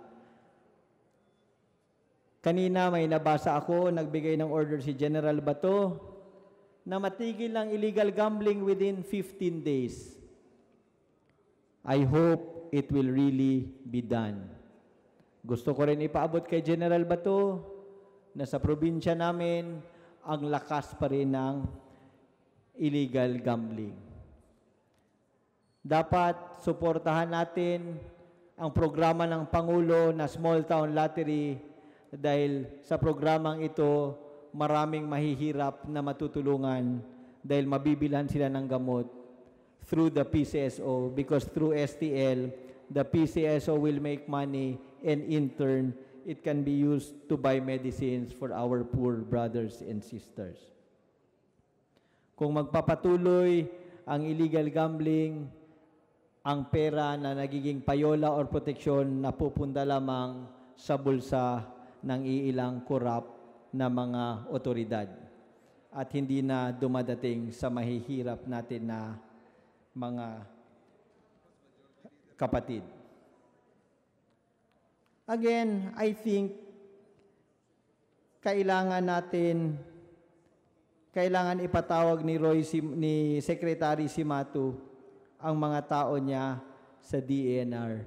I hope after this, kung umabot sa ating Secretary ng DENR, sana naman matigil na nila ang environmental destruction sa aming probinsya at sana naman tigilan na ng mga taga-region na maghugas kamay na hindi nila kayang itigil. Because if I may be wrong, or I don't know if I'm wrong or I'm right, but ang probinsya ay deputized lamang ng DENR. So, the water can never rise above the source. So, yung devolved function lang yung binigay ng DENR na makabigay ng permit ang mga provincial government. Sila pa rin ang dapat nag-oversee ng quarrying and mining operations. And I don't believe na hindi nila kayang itigil to kung gugustuhin man nila. Next week or this week, pag nakauwi ako, picturean ko ulit para makita nating lahat kung natigil ba o hindi. I hope all these corrupt people, sana makulong na tong mga to at matigil na yung pagsisira sa ating environment, and all these forms of corruption in our government will be stopped as how our President wants our government to be. Thank you and good afternoon. Majority Leader. Madam Speaker, I move that we refer the privileged speech of the Honorable Teves to the Committee on Rules. Is there any objection? The chair hears none. Motion is carried. Madam Speaker, with the privilege hour having expired, I move that we extend for 40 minutes. Is there any objection? Hearing none, the motion is approved. Madam Speaker, I move that we recognize the gentleman from Akbayan, the Honorable Tom Villarin, for his privileged speech. The Honorable Tom Villarin from Party List Akbayan is recognized. Thank you, Madam Speaker. Thank you, distinguished Majority Floor Leader. Madam Speaker, distinguished colleagues, magandang hapon ho sa ating lahat. In his State of the Nation address last July 24, 2017, President Rodrigo Roa Duterte criticized the Commission on Human Rights for looking at human rights from just one lens. He said, quote, "Do not make it a one-sided affair. I will not allow it. As President, I will not allow it. Patas tayo, justice for all. What is sauce for the gander is sauce for the goose. If you have not investigated the deaths of my police and military men, do not blank expletives with us. President Duterte also defended the military on allegations of human rights abuses in areas where martial law is imposed. Quote, "There can never be a violation of martial law because even the killing itself is already a violation of human rights." Unquote. President Duterte also warned that he would bomb Lumad schools in going up against the NPA, as these schools allegedly teach communism and teach children to rebel against government. He ended up his tirades against the CHR by saying that he will abolish it in a press conference after the SONA. A day after, July 25, no less than the Chief of the Philippine National Police, General Bato de la Rosa, and the Secretary of National Defense, Delfin Lorenzana, seconded the President's policy statement of abolishing the CHR. Madam Speaker, my dear colleagues, ito po ay nakakabahala. Nakakabahala ang ganitong panukala na buwagin ang CHR sapagkat kaakibat nito ay ang pagkawala din ng ating demokrasya. Ang karapatang pantao ang siyang puso't kaluluwa ng ating saligang batas. Now, on the evolution of human rights, Madam Speaker, it seems that the President has not appreciated the historical evolution of society from man, the beast, to that of the free man. Human rights. The literal words have to be understood from our appreciation of who we are. Human, a member of the species, the single race, Homo sapiens. Whatever persons are called or call themselves, wherever they live, they are human. Therefore, Madam Speaker, human rights are benefits to which people are entitled simply by virtue of being human. It is not a one-sided affair, as the President reckons, because it encompasses the totality of our being. It is universal and inalienable, interdependent and indivisible, and it applies equally and non-discriminatory. The highest aspiration of the common person is to lead a life where he can enjoy freedom of speech, freedom of belief, and have no fear of suppression. Disregard and contempt for human rights have resulted in barbarous acts that have outraged the conscience of humanity. Madam Speaker, human rights should be built into the society as a natural rule.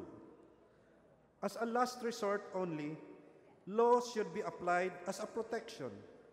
States should never invoke its powers against its citizens unless absolutely necessary. Democracy is a universal value, although it's always a contested concept. But again, we are here where we are now because of our adherence to such values. The adoption of the Universal Declaration of Human Rights is a testament of humankind's abhorrence to two world wars and its resolve to free the peoples of the world from colonizers, tyrants, and dictators. It is a reminder that never again should we relive the horrors of inhumane conditions of war, oppression, violation of the rights of sovereign peoples, the right to life, of human dignity, among others. This concern led to the majority of governments in the world to come to the conclusion that basic human rights must be protected. This is not only for the sake of individuals and countries involved, but essentially to preserve the human race. On presidential hyperboles on human rights, Madam Speaker, President Duterte's SONA speech will again be excused by his lapdogs and psychopaths to be presidential hyperboles so as not to alarm our people. This should not be tolerated even as a figure of speech, especially coming from the highest official of the land. In 1986, we ousted a dictator and forged a constitution that said, never again should we allow the horrors of martial rule. We established an independent human rights commission under Article 13 of our 1987 Constitution, specifically Section 17, wherein there is hereby created an independent office called the Commission on Human Rights. By its very nature as a constitutional body, it is beyond the powers of the executive branch to abolish it. The CHR as a constitutional body was made operational by virtue of Executive Order 163, issued by then President Cory Aquino on May 5, 1987. This EO provided for the qualifications and the terms of office of the chair and commissioners, and as well enumerated the powers and functions of the commission as already enumerated in Section 17 of Article 13. Let me reiterate, Madam Speaker, the avowed mission of the CHR is to defend persons against the excesses of the state. It would provide appropriate legal measures for the protection of human rights of all persons within the Philippines, as well as Filipinos residing abroad, and provide for the preventive measures and legal aid services to the underprivileged whose human rights have been violated or need protection. On its own, or on the filing of a complaint by any party, the Commission can investigate all forms of human rights violation involving civil and political rights. The Commission will also monitor the Philippine government's compliance with international treaties and obligations on human rights. It has visitorial powers over jails, prisons, or detention facilities. It can recommend to Congress measures to promote human rights and to compensate victims of human rights violations. Madam Speaker, again, the Commission on matters of practical concern, it has been instrumental in protecting ordinary citizens from languishing in secret detention cells, investigating involuntary disappearances like that of the Jonas Burgos case, condemning the violation of the rights of Lumads, the indigenous peoples, and coming out strongly against extrajudicial killings. Madam Speaker, it is not the mandate of the CHR to stop criminality or to conduct law enforcement operations to curb lawless violence. Thus, on the issue of the human rights of the police and military, this would not encompass the task of the CHR. But in theaters of war and conflict, we have the international humanitarian law. In 2009, Congress enacted Republic Act 9851, or the Philippine Act on Crimes Against International Humanitarian Law, Genocide, and Other Crimes Against Humanity. So here, war crimes committed by both state and non-state actors will apply. So when the President talks about human rights of the police and military, he might be dealing with IHL in a broader perspective of international human rights. Thus, it might be what he was saying when he said, sauce for the gander is also for the goose.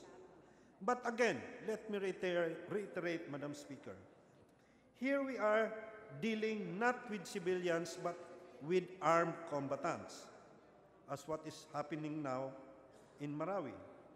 It is to be stressed that combatants from both sides have to be treated humanely and not subjected to torture, to cruel, inhuman, or degrading treatment or punishment. If our police and military personnel in armed conflict die or suffer wounds in battle, our nation honors them with their sacrifice and bravery. We do not honor them by using terror and brutality against our enemies.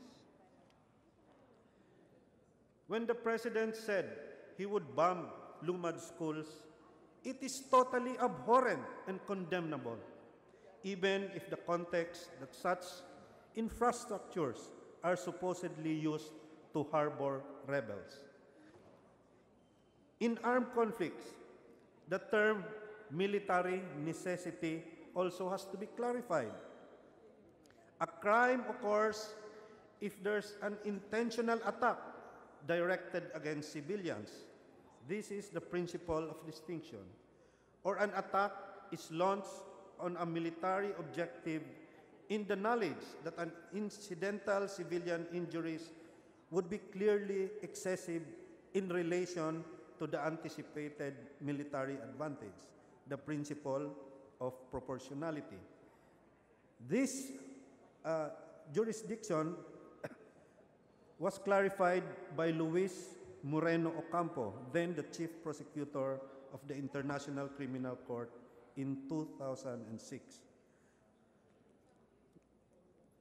Going back to the issue, Madam Speaker, of what is at hand,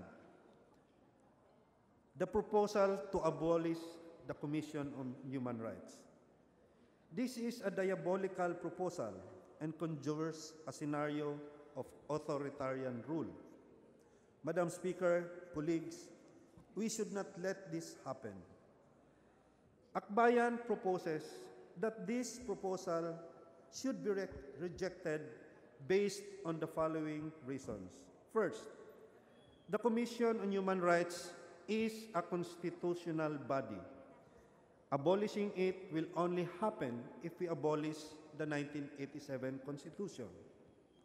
Second, it will negate the gains of the anti-dictatorship struggle and democratic spaces we have created to foster values of freedom, freedom of speech, of the press, freedom to organize and express grievances, freedom of assembly, and all the freedoms under Article 2 of the 1987 Constitution. Third, it will forsake the sacrifices of over 75,000 human rights victims under the dictator Marcos. While we passed a historic law recognizing the human rights victims under Marcos and holding the state accountable, abolishing the CHR would mean diminishing, if not erasing, them from our memories. Fourth, the Philippines will be negatively affected in the international community and puts into question our commitment to international human rights and international humanitarian law. It will be a reversal of our international standing as a staunch human rights defender. And this sends a wrong message and will now equate us with North Korea as a rogue state.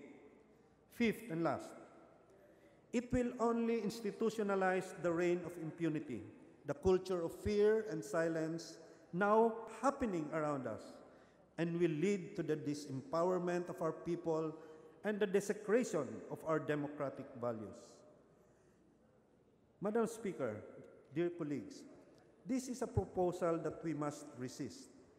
We need an independent, credible, and effective Human Rights Commission to monitor the abuses of the state simply because we owe it to our people. We cannot give human rights monitoring to the AFP or the PNP simply because they cannot guarantee us protection. The PNP and the AFP hold the monopoly of violence that they can use against us citizens of the Republic anytime. We heard this painful and tragic lesson of a dictatorship not too long ago. I hope it is not happening again.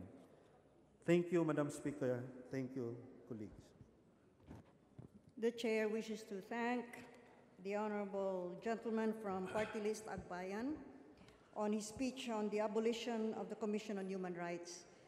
The chair notes, however, that there was a particular phrase that the honorable gentleman referred to or used to describe those that were in praise of the words of the president in the SONA 2017, and these were lapdogs and psychopaths.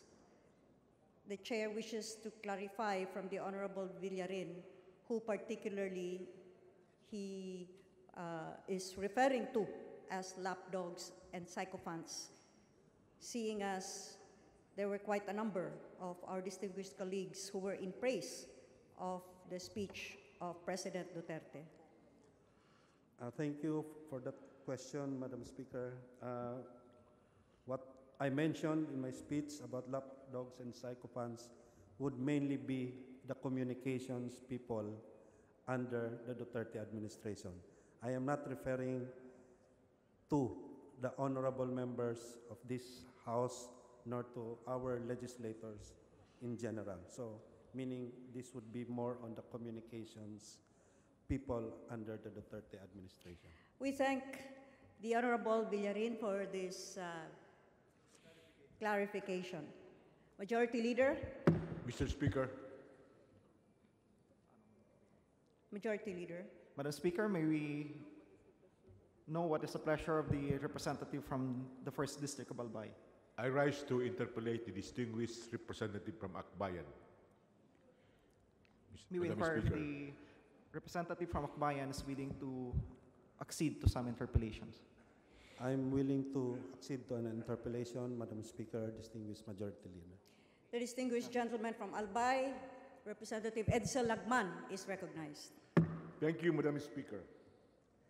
The distinguished representative of Akbayan Party List is 1,000% correct when he said that the President or even the Congress cannot abolish the Commission on Human Rights because it is constitutionally mandated and created under the 1987 Constitution.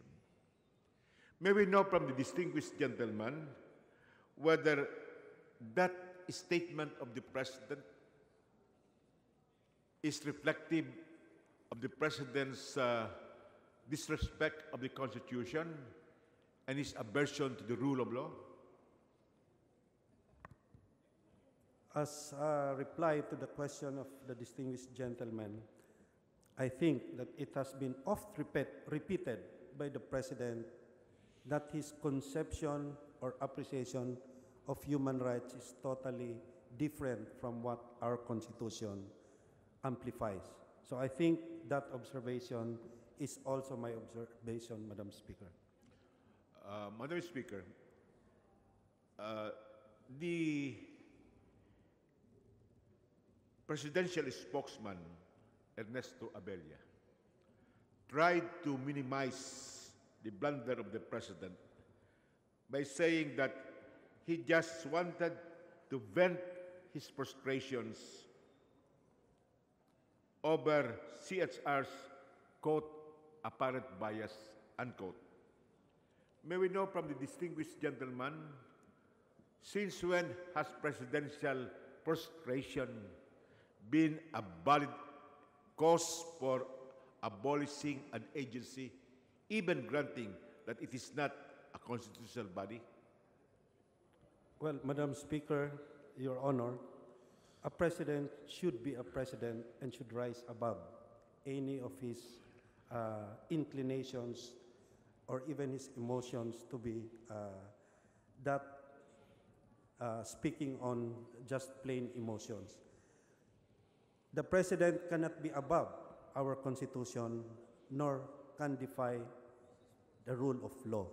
So in this regard, such frustrations could be stated that it is unwarranted and in a way it is misplaced because as president, he has all the powers and resources to go after the so-called quote-unquote enemies of the state. He has all the powers and resources to command, to ensure that lawless violence will be suppressed, that peace and order will reign without violating the basic human rights of our people. Thank you, Your Honor. Well, among the powers of the Commission on Human Rights under Section 18 of Article 13 of the Constitution is to, and I quote, investigate on its own or on complaint by any party all forms of human rights violations involving civil and political rights. Consequently, would the distinguished gentleman agree that the CHR is only discharging its constitutional mandate to investigate police and military elements who are accused or perceived to have violated human rights? That is correct, Madam Speaker, Your Honor, that this constitutional mandate, this specific power of investigating all forms of human rights violation involving civil and political rights would be directed against the state and not to non-state actors. Now, Madam Speaker, may we know from the distinguished gentleman whether the so-called bias of the CSR being referred to by the President would be with respect to the fact that the CHR has not conducted investigations when so-called rebels or terrorists kill soldiers or policemen. Because such acts are reprehensible and should be punished, but not as human rights violations, but as violations of the revised penal code in special laws. Because rebels and terrorists are non-state parties. That is correct, Madam Speaker, Your Honor, that it is beyond the mandate of the CHR. So when the President says the bias against the police and military, it is saying that or putting the CHR in a situation that it can go, it is not within its mandate. And again, as I have to stress, the President, with all the powers and resources of government, including the prosecutorial arm, because again, the CHR has no prosecutorial powers. So it is now incumbent upon the state, incumbent upon the Justice Department and other agencies to file the appropriate charges against the terrorists, the non-state armed actors, against violations committed, cruel, inhuman treatment of our soldiers and our policemen. They should be charged according to our penal laws and other special laws.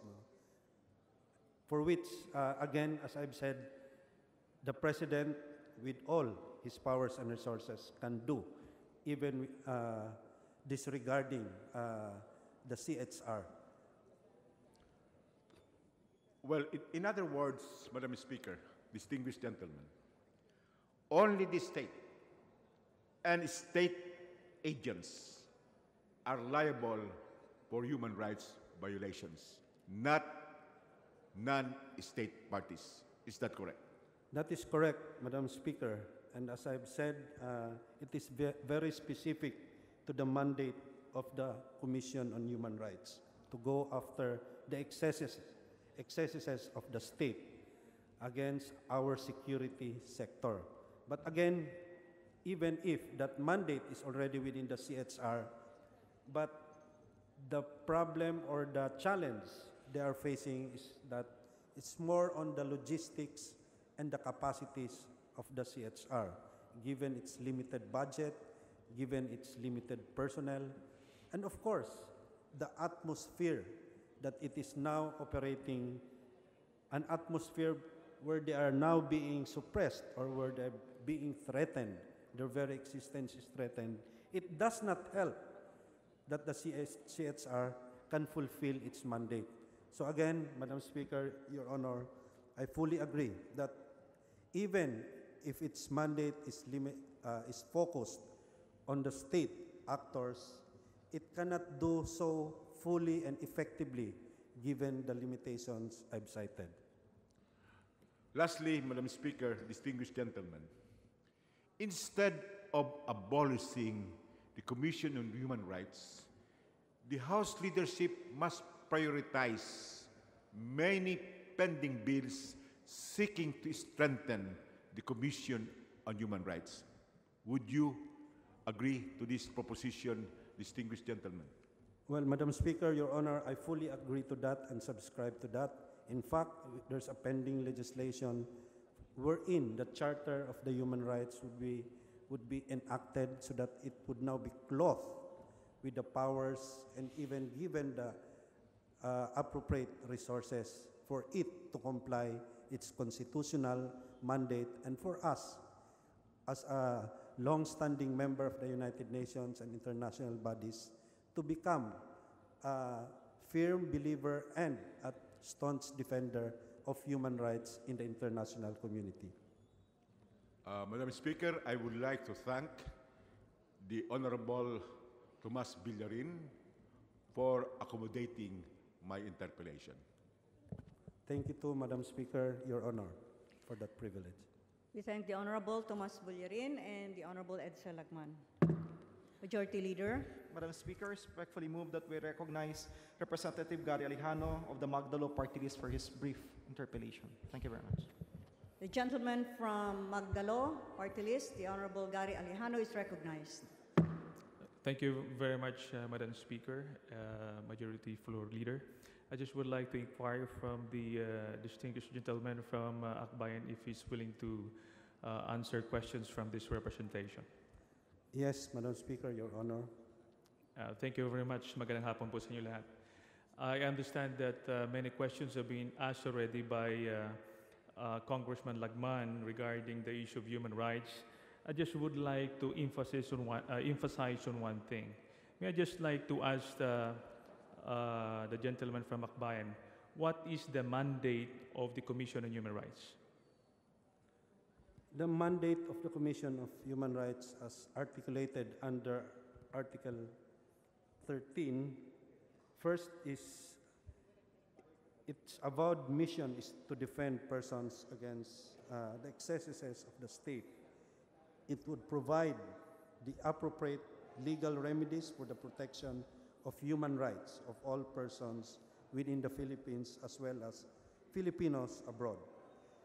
And it would provide preventive measures and legal aid services to the underprivileged whose human rights have been violated or need protection. And it has, on its own, it can initiate the filing of a complaint or by any third party to investigate all forms of human rights violation involving civil and political rights. These are enumerated, Madam Speaker, in EO 163 as well as Section 17 of Article 13. Thank you, Madam Speaker. Tanong ko lang po, is it possible na yung isang civilian ay pwedeng akusahan ng violation of human rights pag siya ay may ginawa against a government agent or authority? Well, again, as I've stated, Madam Speaker, Your Honor, hindi ho pwedeng maakusahan dahil unang-una ho, ang civil and political rights violations ng human rights, civil and political, ay mainly directed dun ho sa sinasabi nating Estado. So ang talagang focus ng Commission on Human Rights would be the violations committed by state actors. Maraming salamat po. Naitanong ko po yung tanong na yan dahil nung ako po ay nasa serbisyo sa Armed Forces of the Philippines, lagi din po naming sinasabi na bakit pag ang sundalo ay pinugutan ng ulo ng Abu Sayyaf or inambush ng mga rebelde, bakit hindi iniimbestigahan ng Commission on Human Rights itong mga rebelde na ito at mga lawless elements? On the other hand, pag ang sundalo naman konting diferensya, meron ka agad reklamo ng human rights. So, I ask this question because now that it is clear to me that the mandate of the Commission on Human Rights is to protect the citizens of the country from the excesses of the government. Kaya nga po, meron hong opisina ang Commission on Human Rights or may opisina ng human rights ang Armed Forces at saka yung PNP to educate members of the Armed Forces of the Philippines and members of the Philippine National Police para ho masundan ito, mga patakaran na ito when they conduct operations. Kasi nga ho, without these reminders, I assure you that abuses will happen. As an example po, pag tayo po ay nagkakandak ng operations noon, laging nasa isipan po ng sundalo na pwedeng magkaroon ng violation ng human rights. Kaya nga ho, ingat na ingat ang isang sundalo o isang pulis dahil baka ho makasuhan siya sa pag-violate ng human rights. Ngayon, kung ito po ay tatanggalin, kumbaga parang bakod po ito, na pag tinanggal ho nating bakod na yan, wala nang tinitingnang sagabal ang isang sundalo o isang pulis na pwede siyang mag-violate ng human rights at siya ay makasuhan. Kaya nga, dito papasok ang danger. If we first demonize the Commission on Human Rights and redefine the definition of human rights, then it will be interpreted by members of the armed forces and the PNP na sabihin nila, ito yung definition ikaw yung salot ng bayan Sa tingin namin, salot ka ng bayan, you are the enemy of the state, at ang kalayaan o ang karapatan ng nakakaramihan ay sinasagabal mo, then you deserve to die. Yun po ang magiging danger dito dahil in the thick of the battle, na kung saan may namatay sa kasamang sundalo o nasugatan, I know the feeling. Kung galit na galit ang sundalo at pulis dahil sa ganitong pangyayari, malaki po ang posibilidad na makapag-abuso ang ating sundalo at pulis dahil po ako po personal kong naranasan yan. Ngayon po, ang pag-educate natin sa ating kapulisan at sa ating kasundaluhan ay nagiging bahagi na rin ng program of instructions ng different educational system ng ating AAP at saka PNP to remind them that they are serving the people. Na binigyan sila ng malaking kapangyarihan, ng baril, sinusulduhan po ng gobyerno, and dapat lamang ay maingat sila sa paggamit na ito. Nag-agree po ba kayo, distinguished gentlemen from Akbayan? I fully agree, Madam Speaker, Your Honor. In fact, it is not just within the security sector that human rights should be institutionalized. Even the DepEd is mandated to to teach human rights education. Our other agencies of government are also being mandated to integrate human rights within the programs and policies of its departments. So again, the reiteration that human rights is not a weapon against our military or police personnel, because the thinking or what has been abused is the notion that pag ang sundalo at military ay pinatay or sabihin natin wounded sa pakipagdigma, paano daw yung kanilang human rights? I think even our soldiers, our policemen, they know that when they do their duty, when they go out to the battlefield, when they confront our enemies, they can face many different and even horrific attacks from the enemies. So in putting their lives, we do not dishonor them by saying that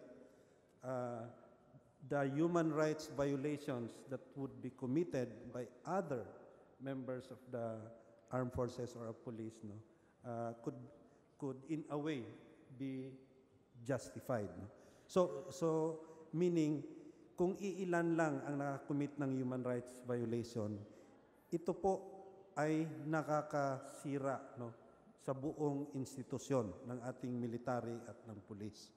So kaya nga, ang panawagan dito ay wag ho nating sabihin na kumbaga okay lang na ang ating security sector ay mag-commit ng violations dahil kumbaga an eye for an eye, a tooth for a tooth yung ating pulisiya. So hindi ho tama yung ganong pananaw. Pero po, nag-agree din po kayo na merong pagkakataon na yung ating sundalo at pulis ay hindi mapopromote dahil lamang sa mga kaso sa pag-violate ng human rights. Naintindihan po natin na kahit yung mga ibang mga sundalong hindi naman talaga involved sa pag-commit ng isang violation against human rights, ay natetenga ang kanyang promotion because of the complaints against that soldier or against that police.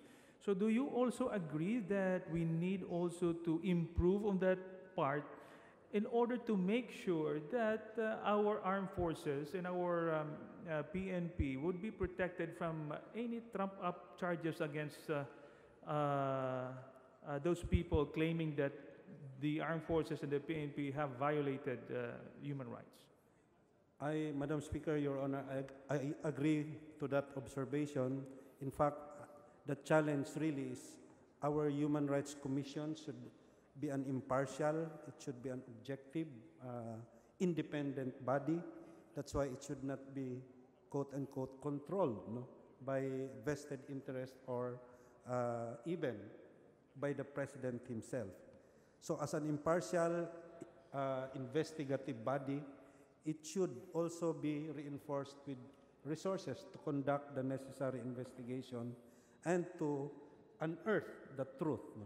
Because again, as I've said, our security sector, our police and military are laying down their lives also for our country. And we owe it to them that cases filed against them in the Commission on Human Rights should have a speedy and impartial investigation and should be disposed of in the appropriate and timely manner.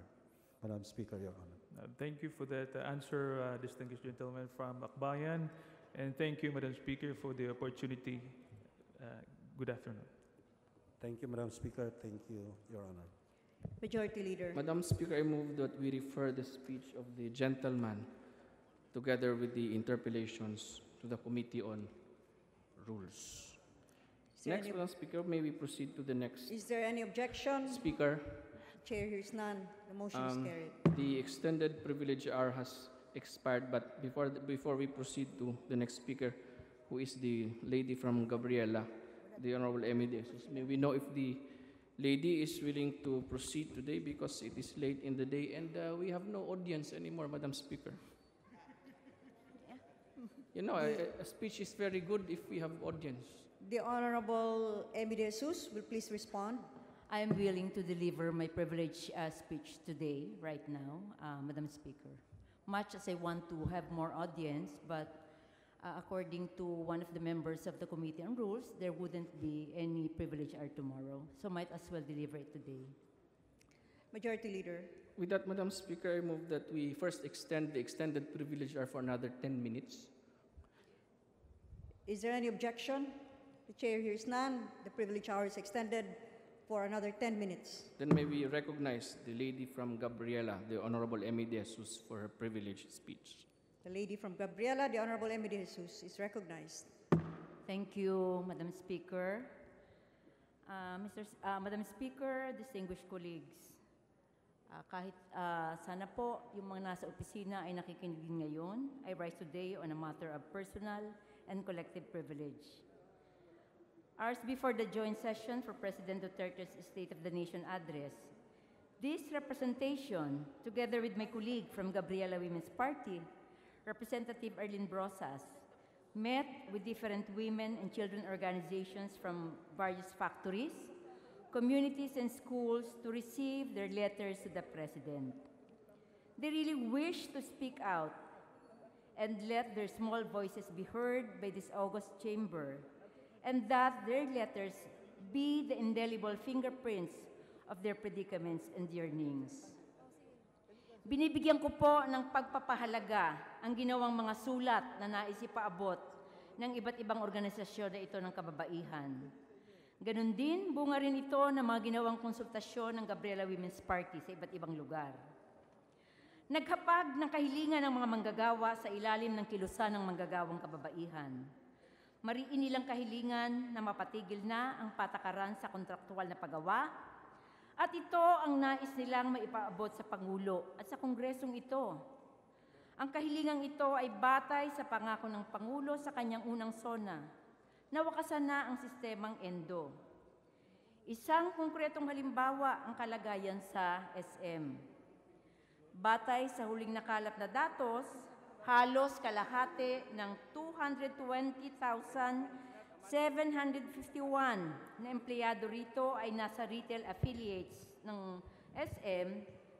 Ang ibig sabihin, ang pinakamalaking employer ng kontraktual na manggagawa ay ang SM. Dahil sa mga bagong regulasyon, lalo pang lumaki ang bilang ng mga manggagawang kontraktual.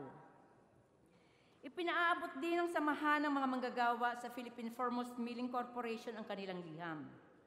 Kalakhan sa kanilang mga manggagawa ay pakyawan, kontraktual sa mahabang panahon ng pagtatrabaho, at palagiang vulnerable sa sakit at aksidente dahil sa kalagayan ng lugar at mga kemikal na ginagamit sa loob ng pagawaan.